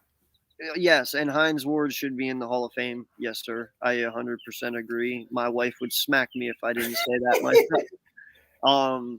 No, Hines Ward was a beast, man. Well, how do you know they're going to be friends, Randy? How do you know they're going to be? I mean, I get it. That's when you get in the sticky situation. I understand it, but you can't take away a human right to do it because you think the NFL hangs out with a player, right? Like, that's like saying, insider trading happens all the time, but if you don't catch it, you don't catch it. You're not supposed to bet on your own team or say, hey, well, I think my company's going to tank. I'm going to, put shares in there. How do you know? Well, because the CEO died or something this guy got murdered, this person got divorced, and something's going to happen. It just doesn't work like that. If you want to overall arch it and say don't bet on the NFL, fine. But if you want, like, oh well, he's going to bet on the Grizzlies, or Denver, because he knows Jokic or Murray on that team, I'm like, give me a break. It's like, yeah, no, listen, you will be able to find any kind of fucking loophole you want in betting. Trust me. Well, then we can't have fantasy football, period. Right? If you want to make something a deal, these gentlemen that are higher powers in the organizations, whether it be NHL, NCAA, NFL, they will make a stink. You know what I mean? Like they will try and find any loophole, anything to get anyone in trouble if they deem fit. But that's oh man, I had something else too. There was, hold on, because I was shit. I forget now. Listen, God dang it. Listen. I get it's gambling. You caught a couple people. Calvin Ridley is one of them that got caught. He was betting on games, betting on his own team. That's stupid. Don't do it. And don't tell your cousin's mother's cousin of the brother of whomever to do it either, because they know you can compromise the game. So in order to, it's like nobody cares. It's every once in a while that one person gets caught at the strip club, right? They're like, oh, the strip club. But they don't ban them from going to strip clubs. Right. So it's like, how are you going to take it away that you're going to have a team in Vegas and tell them not to go on a night? If you have a team in Miami, right, you're not going to go out and go to the clubs. But legalized gambling is happening all over the world. I mean, look at DraftKings. DraftKings just opened up in New York and in New Jersey a few years ago to legalize betting. So you're telling me right now that legalized betting they're part of is happening. If you don't want them to bet, then you tell them the fantasy's off, because you're being a hypocrite where you're putting your name on their back and then taking the money off of their back as they play on this teams. And that's what I wanted to say. Thank God you brought that up. Okay, real fast. Sorry to interrupt you. Me and you coming as blue collar men, we work for a living, right. We work hard for our money, and we live to get by. I feel some sort of way somebody stepping in telling me how I can spend my fucking money. Right. And that's what I'm talking about. If you want to make that stipulation, that's fine. But you cannot sit there and tell somebody, like, dude, these guys put their bodies on the line for 18 weeks at least, if they're lucky, more if they make playoffs, And they're going to be more coming down the pike. There's going to be another game. And that's the thing. Like, and these guys go through hell for 12 years or however long their careers are. Well, 3.5 years the average NFL career is. Even that, you can't sit there and tell these guys how they can spend their money. Like, well, that's just, no, man. It's funny because I was listening to a short from Shaq, shorts on YouTube. They have those little clips, and he was like, I got 100 mil at the gate or something like that, like 50 mil at the gate, some ridiculous number. And he's like, I burnt that shit in 3 months. And I'm like, wow. He's like, yeah. He's like, I didn't financially invest it. So, there's a lot of, I get why, these guys would bet their money and they have degenerate gambling problem. You don't think that money's ever going to run out. What you need to do, and they do this, is instead of saying don't gamble, have a financial planner. Help out. Make these guys start to have stipends, because the money that you give out, these guys should never go broke. Okay, never go broke. And I think even though the NFL, they don't harp on this, they never. I mean, they have a rookie symposium with some of these things, but we always talk about the guys who get in trouble. Well, there are guys who gamble within the gambling rights that don't get in trouble because A, they gamble right, they play poker, they don't bet on their teams. But like, if you're going to take away gambling in all aspects, because that's what this guy on NFL Network want to do, is like, you can't ban on, if you work in the NFL, you can't bet on anything. He's like, well, that's just how it happens. So basically, you're telling me I can play in the NFL, but I can't do a human right that's given to me. Like, gambling is legal in certain spots. If I'm going to vacation in Atlantic City or Las Vegas or any of the states that gambling is legalized in, and that's what I want to do, I'd rather have my friend gamble, like my guys gamble, than go out to the club. I mean, at least they'll know where they are. You know what I'm saying? They're gambling money. Yeah, they're drinking, but, and things go on there. But if anyone's been to a casino, you can get stuck in there for a while. Right. So it's not like, it's better than that. Then he goes out and shoots up, like Ja Morant had a gun. Right. They're showing him with a gun and all these people that he hangs out with. Would you have rather have him been in the casino playing or out there driving around with a gun? I have it. I know how to fix this issue. Go ahead. You go and you hire a personal stockbroker. Right. There you go. And then you go and you pay this man whatever money it is that you want a month. And then he in turn takes that money and bets it on games for you. And if he wins, then you get a percentage back. He keeps most of it, but you, or vice versa, he keeps some, you keep most. But no matter what, it's almost like an investment. You know what I'm saying? It's not even a gambling thing at this point. You hire someone to do it for you. You don't know the outcomes. You don't even know who he's betting on. So how can I get in trouble for betting if I'm not the one doing it? Exactly. And I pay him to do that stuff. But the thing is, here's the thing. It's basically, I'm trying to figure it out like this, right? I understand like I'm in a certain company, and they offer a non-compete type of deal for me, saying, hey, I can't go out and look at other teams or look at other places because of this, and have stock options, and I know all this stuff, right? But if they tell me, hey, I can't do a certain thing, and they take a human right away from me, I got to start to rethink, like, do I want to be in this sport? Because it's not like this impacts the game per se physically. So you want to say, hey, you can't take steroids. Okay, fine. You say you don't want to smoke weed, fine. Even though, weed, that's another subject. Weed is legal, right? So, they don't want it in their game, then you put that policy in. You can't put the policy in and then have people bet on your games over here on one end and let the world go. It's just, there's so many rules. Like, to me, I would like anything that's legalized, like, drinking, because they don't ban you for alcohol. You know how many of these guys are degenerate alcoholics? No one's saying, hey, go to AA for this or do that. They don't say, hey, don't drinking, right? I mean, Lawrence Taylor was loaded for a lot of his games, or went out the night before and had parties. It was up till 5 a.m. with hookers and blow, and would come play and have a 4-sack game. You don't think Bill Parcells kind of swept them things under the rug? I mean, come on, it happens. Bro, dude, let's not even get into that. I am so at the point now where I'm just like, you know what? Fuck it. Let everything be fucking legal. People are going to do whatever the fuck they want to do anyway. Who am I to stop them? And who is anyone to say what they can and can't do? So just legalize it all and let bygones be bygones. Well, I'm not, I mean, that's a topic for another day, but what I'm talking about is like, you can't, how should I look at this? There's the reason why certain coaches don't work out in the league is because they give certain privileges to certain players, right? And if you do that, like what happened with the Giants with Ben McAdoo, case in point, Odell Beckham Jr. shows up late for a meeting, comes out and has 1,000 yards, right? Janoris Jenkins shows up late for a meeting. It's a bigger problem, and he's reprimanded for it. But Janoris Jenkins is looking at the top guy on his team, and he's like, well, this guy can miss a meeting or be late. I can be tardy once in a while as well, too, right?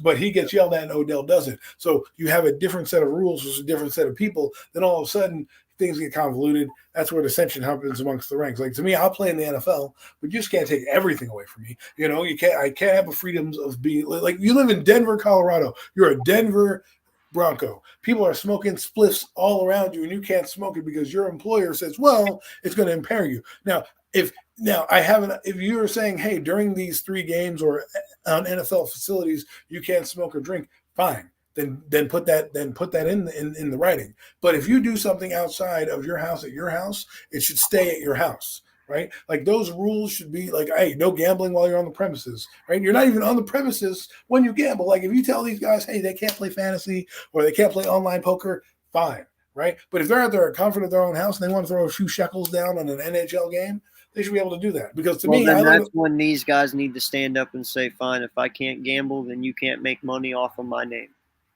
Right. That's what I would say. But the problem is the players' union doesn't have the goal to do that, because they rather make the millions of dollars and acquiesce to every rule that's bent than do it, right? Because we were talking about, someone was telling me, I was at the store the other day, right? And I was talking to this young man at the register. He was talking to me about football. I mean, I said, he shouldn't be friends with you. You're a Giant fan. But we got into some not heated discussions, but some interesting topics he brought up. And he brought up something about racism. He was like, oh, the Commanders can change their name because everyone's up in arms about race. But yet the owners can be racist as hell and they keep their jobs, right? So how can you be, pro one thing, but then your example is another? So, you know what I mean? Like, so now you're going to tell people, well, you can't gamble, but yet we're going to make you on fantasy football, right? And you're not getting any of the, like, are they getting any royalties from their name being out there? No, they're not getting any royalties. They're getting royalties for the jerseys that they sell. You know, that's a fact, but they're not getting royalties for you being in NFL.com's fantasy football league. Like, I'm not sure if they get royalties from Madden or not. I have no idea. I think there might be a little stipend for that. I don't know how big it is. I don't think they're living off of the Madden I know stipend. they're very stingy on what is allowed and what's not allowed. Like, I mean, it's like the players getting paid in college, right? The universities are getting paid off their backs. These kids, you know, blow out knees and change careers and change the trajectory of these programs. And you're making millions of dollars, and you get mad because a guy went to Walmart and someone gave him a $5 hookup or something like that, or he went to Walmart or he borrowed money or got a job. Like, give me a break. Like, you know, some of these student athletes that you're talking about doesn't affect the superstar athlete, but it affects the athlete who's number 80 on the roster because he has to go, you know, he has to go to class. He has to get a job. He has to, you know, bust his ass to try to get a scholarship. I mean, go watch the show All American. They're giving out, you know, people are earning scholarships. Sometimes they have a certain number that they can give out. But if they don't give you a scholarship, what are you going to do? How are you going to tell, oh, well, hey, I'm playing football, but I can't pay for school? So, you know what I'm saying? Like, I just think sometimes you've got to draw these rules in the sand and just say, hey, listen, you don't, if you play for the NFL during months February to fucking January, September to February, you can't gamble in the NFL, you know, but you can gamble anything else you want, do what you want, right? Because it's like, I just think like there's just something. Mike McCarthy gets caught with massagers in his thing, you know. Robert Kraft gets caught with women, gets a slap on the wrist. If that was somebody else, Deshaun Watson gets dragged through the mud. No, I know, man. I'm just saying. It's like the double standards get me, the gambling gets me, and then the NFL being hypocrites gets me. No, we have seen various things with that. You know, I have always said the NFL reminds me more of a mafia than it does an organization. Yeah. You know, like you have Ray Rice doing what he did, but then you have Kareem Hunt doing what he did, and Kareem Hunt got a second chance. Ray Rice didn't. Now, granted, you could say one is more violent than the other, but violence is violence, is it not? Right. Like, I mean, me as a parent, these guys, these are who my kids look up to. These are people who set the example for my kids because they're that big of idols in these children's eyes. That's not the example I want set. But yeah, there's certain things you will look past, and then there's certain things you won't. And some things make sense, and some things don't. And the ones that don't make sense outweigh the ones that do. And I'm right there with you in terms of how that is affirmed, right? Like, I get it. I'm a parent as well, and I'm like Charles Barkley. I remember one of my parents growing up said to me, "Oh, Charles Barkley, he should be more of a role model." And Charles Barkley looks at the reporter and goes, "Why? Your parents should be your role model." So I don't really care about that. I just care about, make rules the same, because it's like every crime is a crime. If you murder somebody, there are degrees of murder, right? It's like we try to talk about our justice system being fair, but let's be honest, there's first degree, second degree, third degree. You know what I mean? It depends on how you did it and how this happens, but you murdered somebody, right? You know, there's manslaughter, which is you kill somebody, but you accidentally killed them, or you didn't intend on killing them and shit like that. So I get the final rules, but you're an organization like the NFL that you can just make a list and say, okay, these are the things that are going to be copacetic, and then talk about them, right? No, we don't want you to do cocaine. Okay, fine. We're going to test you and drug test you for doing cocaines and methamphetamines and PEDs. I don't care if you smoked weed last night with some stripper. Who cares about that shit? You know what I mean? Boys will be boys. I mean, you got to think, a lot of these kids come from no money in college, no money in their regular lives, and now you give them money and they have opportunity to go anywhere they want and do whatever they want. And now you're telling them they can't do certain things. So, it just annoys me. That's all. These little things annoy me, because you should be able to gamble at whatever you want. I mean, Pete Rose bet on baseball. That's why he's out of baseball, right? I don't know if he bet on his team. I'm not sure if he did that, but he bet on baseball, right? I get it. But Calvin Ridley bet on baseball. You banned him for 1 year. That's it. He's not a lifetime ban. I don't know, man. I think the NFL, Roger Goodell has ruined the NFL by just making it more of a money grab instead of the game, right? I mean, the NFL is the juggernaut in terms of sports and leading everything. They lead in fantasy, they lead in revenue, they lead in just overall like viewerships. I even believe that the ban on Calvin Ridley for 1 year was a little harsh, bro. Like I was thinking if you were going to do anything, it was like 2 or 3 games. But damn, But how is that worse than beating somebody up? no, I know it's not any worse. In fact, I'd rather have somebody caught gambling than beating somebody up. Like that's what I mean. Like, how are you going to say, well, we're going to suspend him for a year, but we're going to ban this guy for 8 months? It's like every case is different. Like Deshaun Watson got 10 games, right? He didn't even gamble. Okay, but yeah. the allegations alone should probably not have had him in the NFL for the rest of his life. But guess what? He's there. You put him in 10 games. Calvin Ridley bets a few shekels on a football game, and you're like, oh, that betrays the shield. Get him out of here. Yeah, no, it doesn't make any sense, man. It really doesn't, and I've never understood it.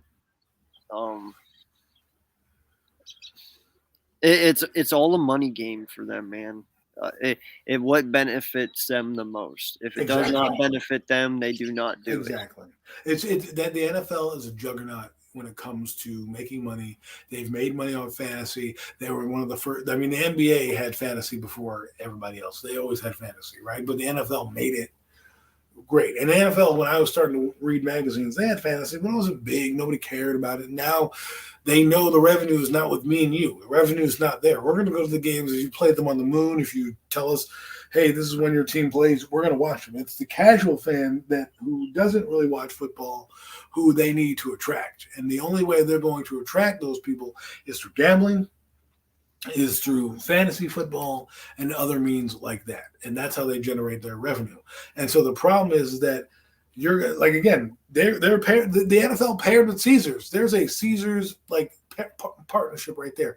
How come you're not getting revenue like that? Like there's going to be revenue coming out the freaking butt cheeks of the NFL. They have so much money coming into. They're going to have streaming platform money. They're going to have regular TV money. They're going to have gambling money soon. They're going to have all types of revenue coming in, and they're going to try to squeeze the players for every dollar out of them, and then tell them, oh, but you can't do this. You can't smoke this here. You can't do this here. But coach, it's legal.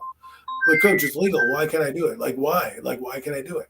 Like I understand. Again, you don't want to do cocaine. Again, it's more harsh on your body and shit like that. You don't want your players to do heroin. I get it. You want to put them in a rehab program. Smoking pot? Who gives a shit? Who gives a shit if he smokes pot? Right? Gambling. Same thing. Who gives a shit? Answer. Who gives a shit? At the same time, who really cares? And that's what I look at it like. It's like, who cares?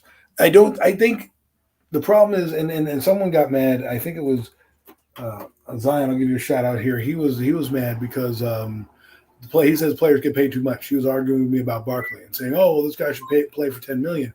And I'm looking at it like, well, he's trying to perfect his craft and try to be the best at his craft. And the NFL has made it where if you're the best, you get paid.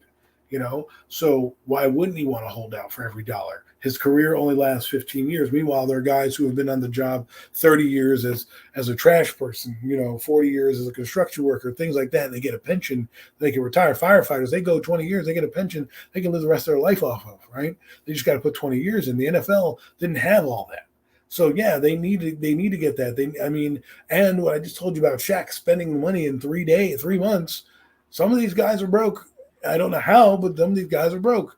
And it really doesn't affect the players that much. It affects the players down at the bottom end of the roster. But I don't care that Barkley is trying to hold out for more money. I mean, that's the name of the game. That's the business that we play, Yeah, sometimes in the end, some of us fans forget because we are fans that this is a business. Well, I think even though that we love players and we fall in love with them and we want them to be here forever, sometimes it just doesn't work out that way. Well, you have a job. You have a job you worked at, right? You want to be the best at whatever your profession is, right? Whatever that job is that you're doing. If I work at McDonald's, I want to be the damn best fried dropper in the world because I just want to do that because that's telling me that you've been brought up the right way, that you want to achieve excellence. They don't tell you to go to school and be mediocre. They tell you to go to school and get A's, right? Now, whether or not you get A's, that's a different story. There's different reasons. Maybe you're dyslexic. Maybe you have trouble learning, blah, blah, blah. Those are things you'll find out. But at every job, they want you to strive. There's even goals put into place to get raises at your jobs and bonuses and things of that nature. Yeah. So why wouldn't I want the same things to be done for me, right? And when I have a contract, when I'm working for an organization, like you said, putting my body on the line. Barkley just blew out his knee, just came back, having a good season. Obviously not the same guy that he was, but you're going to get 1,300 yards guaranteed if he plays 17 games a year. I mean, yeah, that's a big if, but that's worth the price. Maybe you should negotiate, hey, man, we're going to guarantee you this money for as many games as you play. So if you play 15 games, you're going to get whatever the equivalent of that salary is of 15 games. You play full 17, we'll give you a bonus on top of that, Well, see, and this is where I feel like my GM might be a little smarter than your GMs. And I might be going off the hinge there by saying that. I don't know what y'all are cooking up there. But, okay, say your GM doesn't want to come off the money because he feels he's paying too much for him. Then pay him a little less, but put the incentives in there. That way, if at least the man achieves what he says he's going to achieve, he'll get his money, but he has to play to get his money. You just don't give it to him. You know what I mean? So it's like an earn it. You earn what you get, but as long as you play to your full standard, I'll pay you what you want. But if you play to the standard of being injured every year to where we can't have you in crucial moments, then you're not going to get your money. You know what I mean? And I think that's where Howie is brilliant with his contracts sometimes, especially with these 1-year loaners, because sometimes these guys do play higher than they're expected to, and then he's like, maybe they will fit in, and it gives him that negotiation. You know what I mean? Like, it shows respect towards the player. The Eagles have very good have done very good in that regard. And I think Howie Roseman should be executive of the year every year. But at the same time, we look at it like that, right? Like, you also know how to get rid of players at that time. That's what you do. You know how to do that. It's not like, for me, we don't know how to do that. This GM took your assistant GM, took Brett Brown, and he's now the assistant GM for the Giants. He was in player personnel.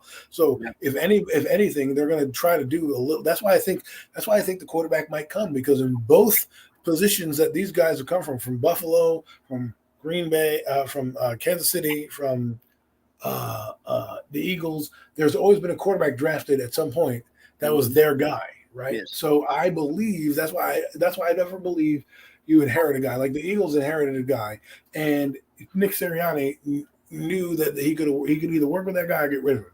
He decided he would keep the guy and see what happened, right? And he decided to keep him again and say, listen, take a year, get into our system, and come back. And now that has worked out immensely for your team. So I don't think the Eagles are going to do that per se. Now, the Giants are hoping that they have the same kind of payout that Jalen Hurts gives. I don't think they do, because he's been there 5 years, so you can't break old habits in 5 years. They don't just go all of a sudden, now Daniel Jones is going to become a superstar. I don't think it happens like that. I think he's already past the arc of developing. Now, we'll see. Again, coaches matters, and building a team matters. Howie Roseman does it every year. Yeah. I've seen you let guys walk out the door, right, and then bring in somebody else. Not as well as the Patriots. Patriots do it in a different way, but the Eagles have done it. For the history of the Eagles, I've known them. They've been pesky in some way. The Eagles have had their down years, but I grew up in the Andy Reid era of Eagles. Like, my first Eagle experience was Ray Rhodes, right? And then went from Ray Rhodes to Andy Reid, then Andy Reid to Chip Kelly, then Chip Kelly to Doug Peterson, and here we are, right? I mean, and I've had Dan Reeves, Jim Fossil, Coughlin, McAdoo, Shermer, Joe Judge, and now Brian Dable. I've had 7 coaches in the time that you've had 3 or 4. Okay. And so it just shows me that the Eagles have done drafting well. They've had they missed out on the quarterback position in 1998, right? They had Ty Detmer and Coy Detmer as their quarterbacks, Bobby Hoying, back in the day. And then all of a sudden, 1999 draft comes in, and you draft 5 overall, and you pick Don McNabb, and he's your guy for the next half a decade. And then you come in, and Chip Kelly comes in, you don't have a quarterback, you draft Nick Foles, but then you bring in Michael Vick, right? And then you don't have a quarterback again. So Chip Kelly falls and you draft Carson Wentz and also bring in Jalen Hurst, right? And Howie Roseman brought in Jalen Hurst, so he knows who he is, right? So that's another reason why I think fucking Bradford in the mix there. Right. Well, that's why I also bring up the thing about the Giants is like there's nobody from the previous regime that is here with maybe one guy that's here that's like, oh, this Daniel Jones is my guy. That's what I'm saying. Howie Roseman, he was here. He drafted Jalen Hurst, even though the coach didn't want to draft Jalen Hurst, right? So he drafted Jalen Hurst. There's a reason why Peterson screwed the Eagles over and the Giants or whatever, but we're not going to get into that. But you've had guys in place that know what they're doing. So that's why I think the Eagles are such an intriguing team. I hate them for doing this, but as long as Howie Roseman's healthy, he's going to be able to finesse. It's like the Cowboys too. The Cowboys have this incredible sense of drafting players that we all laugh at. We're like, oh, look at that idiot they took from Tulsa. Next thing you know, he goes on to be a Pro Bowler. You're like, what in the hell is happening? Well, unfortunately, I think this is Dak's last year in Dallas. Really? I don't think. Oh yeah. Yeah, no, dude. Me and Boys for Life, we had a conversation. I think it was last year during the off season, and he said at this time next year, after this year, his contract will have enough space where they can move off of it. And he said, dude, if he does not get to the game, if he does not win or come close, he's like, there's no way we can hold on to him any longer. And I agree with him, dude. Like, I don't think if Dak doesn't succeed this year. Now, say he comes out, he goes 12-5, and he loses in the playoffs. Sure, they probably will keep him. But I mean, if he comes out and he's pick six city again like he was last year, man, just interception after interception, I could see him moving on from him, honestly. So yeah. Well, I do believe it's a big year for both the coach and the quarterback. I think Mike McCarthy for sure too. Yeah. But again, you're riding on somebody else's coattails, which I never like, because Dak Prescott has a bad year. You get fired because the team stinks, but you didn't get the draft Dak Prescott, right? You had to watch Dak Prescott. It's the same thing with the guy who just got fired from the Vikings before. They brought in Kevin O'Connell, but the coach before that, wasn't bad, but yeah. And they had Mike Zimmer for the longest time, and he couldn't get them over the hump. But the point is that that's what I mean. That's what you're looking at right now. That's how it is. And I feel like when you never bring your guy, if you never get your guy out there, then you'll never know, right?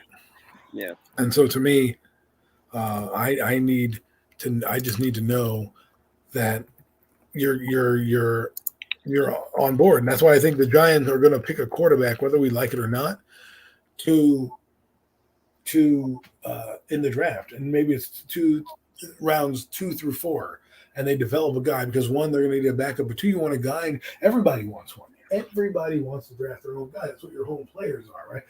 The Giants have lucked out because every Giant fan you talked to hated Dave Gettleman, right? Some people didn't, but some people hated Dave Gettleman. And some of his draft picks have panned out.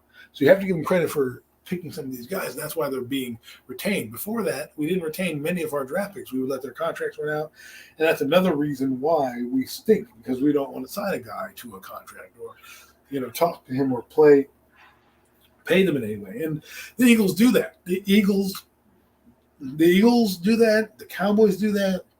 The Patriots somehow do that.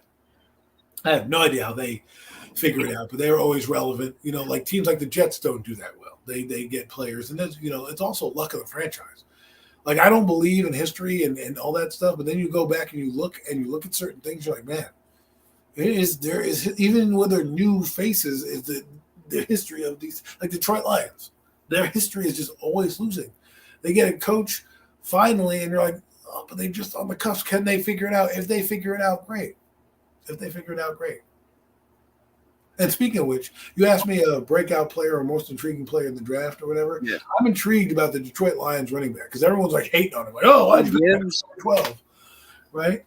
Yeah. And I'm like, yo, why don't you just let it be, bro? Let it be. You have no idea. Okay. No. See, listen, I don't have an issue with Gibbs. In fact, I think Gibbs is going to be an amazing halfback. I had an issue with, holy fuck, Lions, you could have traded back and got a little bit of value with that pick and still got Gibbs at like 18. You know, Well, I don't think anybody was really going to take Gibbs within the first 15 picks. You know what I'm Well, saying? again, I don't know what's in the draft room. I don't know either. I don't either. And I think what we do is, you know, as teams, you just gotta let them pick their guy. Even if you don't like, for example, Daniel Jones probably shouldn't have been number 6, but they got their bluff call because Denver, who denies it now, John Elway will tell you that he's blue in the face. We didn't want Daniel Jones. Washington says they didn't want Daniel either.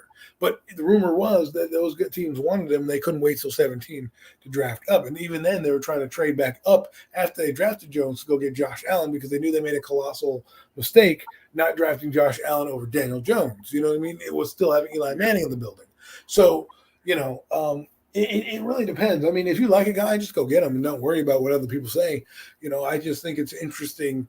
To me, I think he might have I think their offense is perfect for that guy. He's going to be like an Alvin Kamara type player. He's going to be, you know, a backfield weapon. You know, now that they also lost Jameson Williamson, you know, for like 6 games for, you know, gambling for all, you know. We know. No, I get it, man. I'm just saying, like, the Lions are right there on the cusp. Like, they're right there. Like, for instance, I said it, and I should have stuck with it last year, man. But I said, listen, Dougie P is a fucking monster, all right? If anyone can turn Jacksonville around, it's Dougie P. I said, if it's not this year, it's going to be next year. I said, I'm pretty sure it'll be next year. They'll make the playoffs. Motherfucker, did he not have them in the playoffs this year? Did he not take them in there? I thought he was going to be good too. I was like, what the fuck? I should have stuck with my original statement and said this year. But, dude, Dougie's going to be a force to reckon with next year. Well, listen, I said to fans of Premium Takes and a lot, I said Trevor Lawrence has got the best quarterback guru he could have asked for. Yes. And because everywhere he's gone, Doug Peterson has made that quarterback better. In Kansas City, he made Alex Smith better. And, you know, he wasn't there from Mahomes. He left at that point. So he made Alex Smith better. You know, and then he goes to the Eagles, and it's not a coincidence that both Carson Wentz and Nick Foles had the best seasons under him. And then it's also not a coincidence that Jalen Hurts was competent even as a second-round pick for them. So, you know, and then he goes down to Jacksonville, arguably the best quarterback he's had and ever drafted on him. Like, I think he's better. I think Lawrence is better than Wentz, and he's bringing out the true color. But dude, don't say that. He is better than Carson. Right. I'm just saying, like, he is the best quarterback prospect he has, right? Drafted, and he didn't even get to draft that guy. So he inherited Trevor. Like, sometimes you're like, damn, I need to go work for that team because I want that guy, right? Unlike other teams where you're inheriting guys and then paying them money because they did one good season well. You know what Trevor Lawrence did in 2 seasons? First off, in his first season, he threw for like 3,500 yards or close to it with a dysfunctional team. He comes back and throws for damn near 4,200 yards this season. And I'm like, wow, 1 year. And next year, I think he's going to flirt with MVP. You know, that's how good I think he's going to be in this thing. I didn't think he was going to be this. I always never believe the hype. You never want to believe the hype of a guy. Yeah. Oh, this next prospect. Because his last year at Clemson, he looked just like an ordinary quarterback. The year of his sophomore and junior year, he was an absolute stud.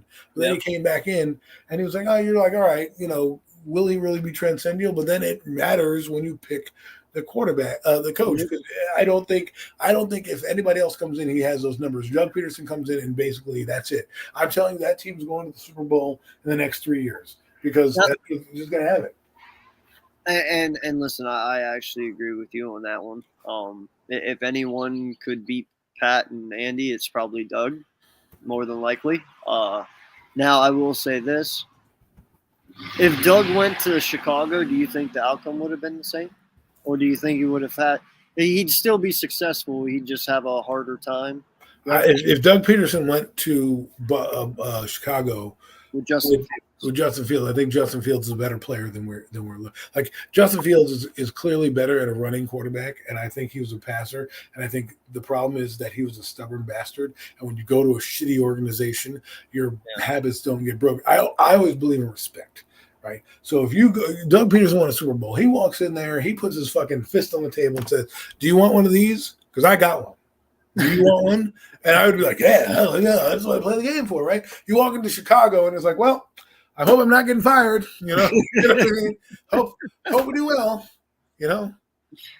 No, I get it, man. He's badass, dude, man. And I love Doug, and I hope him all the best in Jacksonville. And in fact, I bet you he's in Jacksonville for 10 years, man. If Jacksonville is smart, they will not get rid of Doug. That's all I got to say. Because that'll probably be the best coach they ever have when it's all said and done. And in all honesty, man, in a way, I really believe that Doug Peterson's almost the next Andy Reid. Just a little bit. He's got the same mindset. He's got the same system. He just everything about him just speaks Andy Reid. Well, he does. He even has the weird controversy as well.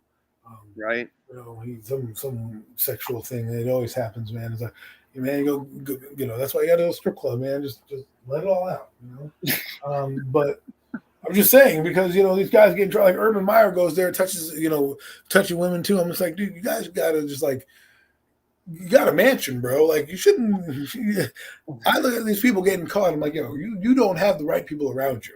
Okay, if Right. You're getting caught on these things. You have mad money. If you know you have some kind of, you know, fetish or whatnot that you got to, you know, perpetuate, then you need to build your house big enough where you can do those things.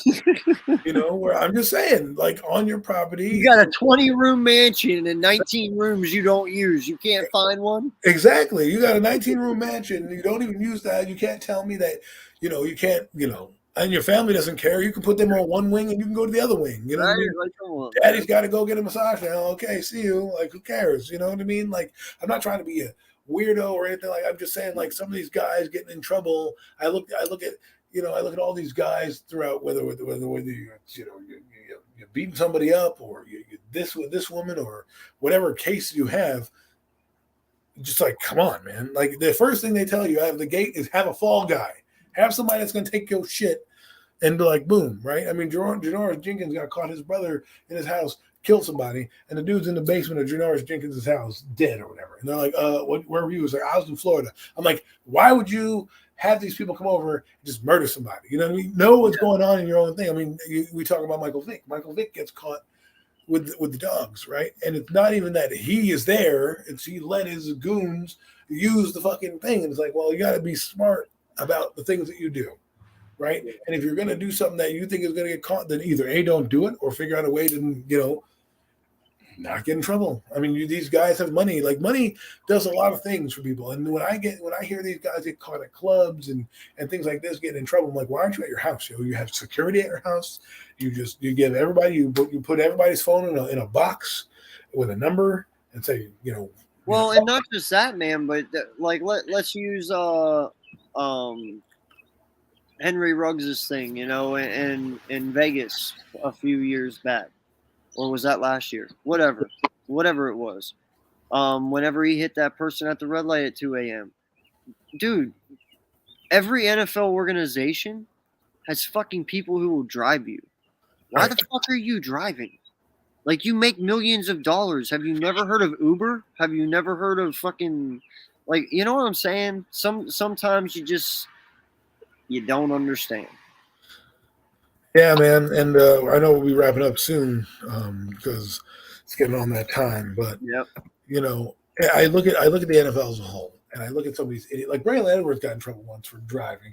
And I'm like, dude, they even offer a service at your house. Like, they offer you a service to drive there. So don't get in trouble. Like, just, like, you know, if you like smoking pot, then don't go out and drive. If you like having beers, don't drive. Just be like, yo, man, I got an Uber. Hell, tell the valet. I'm sure you can tell the coach or somebody at the facility to drive a car with you. You're $1 million athlete, if not a $100,000 athlete. They don't want you to get in trouble. It's bad publicity on them. They've got to cut you. They've got to deal with all the backlash and all that crap.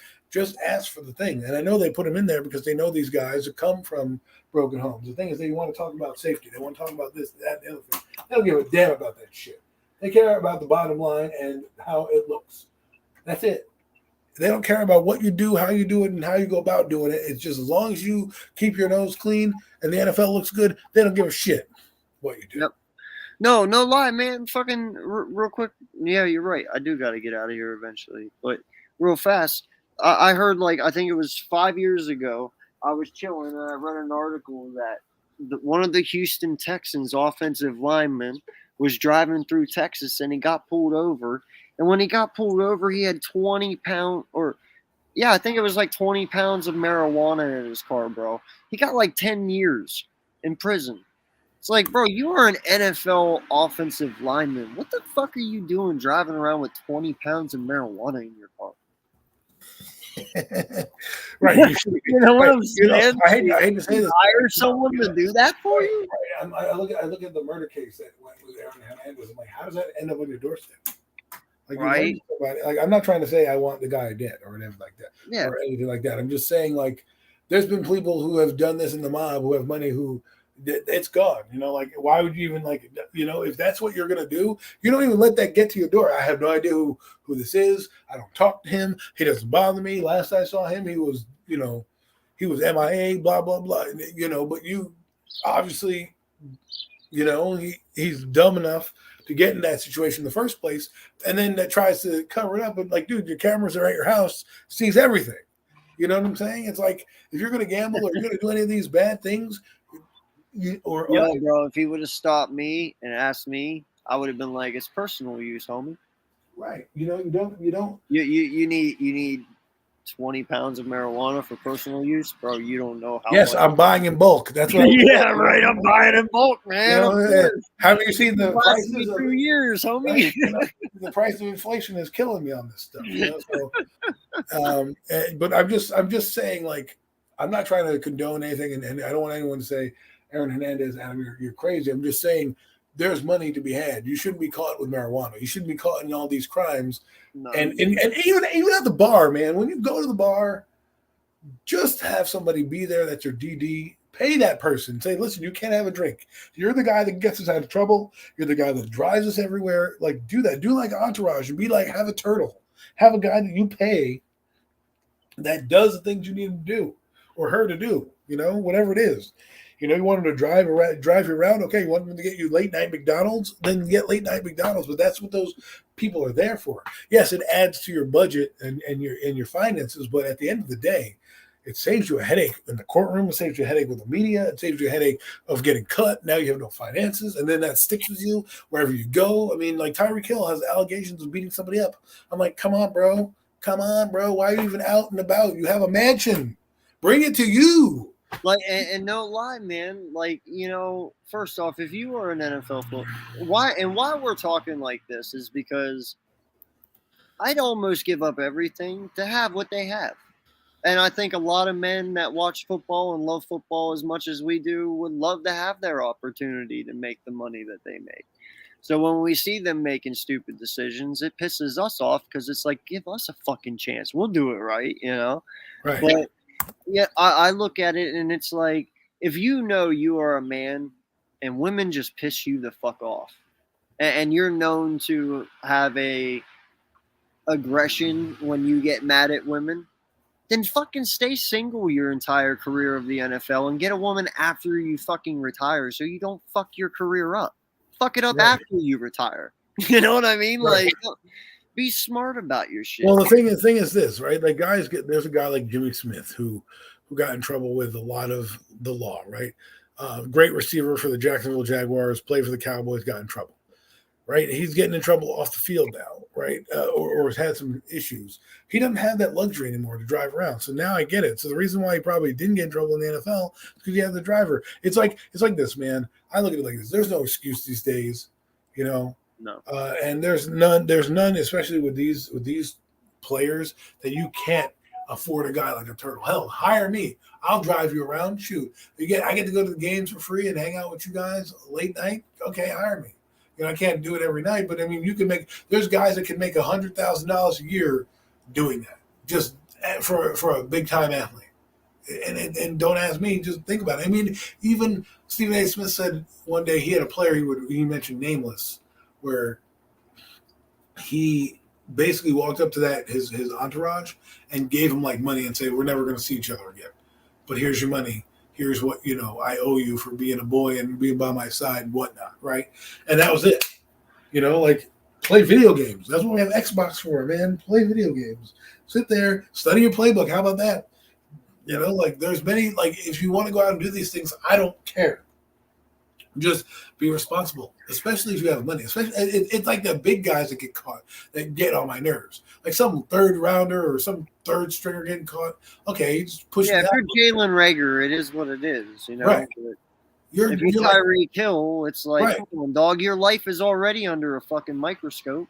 They see you. They look at you. You don't think people are out there trolling you to see what you look like, to know where you go, what you're doing, the things that you see? There's social media is everywhere. I mean, Kadarius Toney, like an idiot, is giving the middle finger to New York, and I'm looking at him. I'm thinking him like, damn, man, like I liked you as a player, but you are dumb as a box of rocks, bro. Because luckily you won a Super Bowl. But what is Andy Reid gonna do? And if I'm Andy Reid, like I laugh at the video, but I'm like, dude, come on, like. That you don't get that on camera and say that. You say that to your boy in the car next to him, like, man, fuck New York. First off, they didn't win a Super Bowl because of Kadarius Toney. Let's not get that twisted. True. Like, you are not the reason that Kansas City won, sir. So don't get all cocky. Exactly. But that's my point. Is like and look what he's doing. That was his first check. What did he do? He had a video of him getting jewelry. This time he's getting more jewelry. And I'm just looking at the guy like, this is why Giant fans hate you, because you lead yourself down this road. You could have easily avoided this and did certain things, but you didn't. And I'm not mad at these guys, but at the same time, like I look at myself as I can only compare what I can compare. And if I do something, I have to lawyer up. I'm going to lose a lot of financial money. You guys want to pay your lawyers, and pay your lawyer. Pay the money that you got to pay. But if you're smart, what you do is your parents tell you, or your financial advisor tells you, okay, we're going to need this guy. We're going to need this guy. We're going to need this guy. And if you ask him why, say, listen, you need a driver to drive you around. You need a cook for your nutrition because you're not going to be able to eat gourmet meals all the time. So get some cooking down, right? Maybe you want to build it like Blake Martinez had a personal gym installed in the house that he was living at in Arizona, so that when the lockdown happened, he didn't miss a beat with working out, right? So you have a lot of money. Figure out if you can do that. You don't. I mean, let's be honest. These guys get paid enough money that they don't have to buy extravagant houses, but a lot of their facilities do have workouts, and they can do a lot of these things. But hey, man, we hit the 2-hour mark. I think that's pretty good. Oh, yeah, we're good. Pretty good show, but did you want to finish your thought or no? Oh no. I just saying, like, you guys have money, get it right. Just get it right. Yeah. NFL, get it right. Don't be mad about players getting money. That's what they're doing, and let's friggin' go. The NFL season's like slowly creeping upon us. We're at the end of we're going to be at the end of June next week, and then at the mid to end of July, bingo, bango, boom, we're hitting training camp. I know, man. Listen, this is the biggest dead time of the year. I hate it. There's not really much going on that I like, so. But it was definitely fun getting on here and talking a little football. It's been a while since I've been on here, and I got a little more comfortable as the time went on. But you did a great job. You coming in, man, and talking some shop with me. It's been fun. Hey, man, thank you for having me. I enjoy it. It's good to have a conversation and not always arguing. I mean, we're at two different spectrums on the sports scale. As you can see, I'm in New York blue, and his logo is Eagle green. So the fact that we're sitting here not chopping each other's head off is progress. So. It's not football season yet. yes, it's not. You're right. So, well, I hope you all enjoyed. Thank you, everyone, for stopping in. Randy, my dude, thank you so much for keeping the chat alive. Thank you, Mitch. Thank you, everyone who stopped in. Like I said, we'll do this again. Bulls Cowboy, appreciate you, sir. And Roth, thank you, sir. So, yeah, Jordy, all you BLSG, appreciate you guys. And, until next time, I'm AK Eagles, and this is my boy Adam. We out. Peace.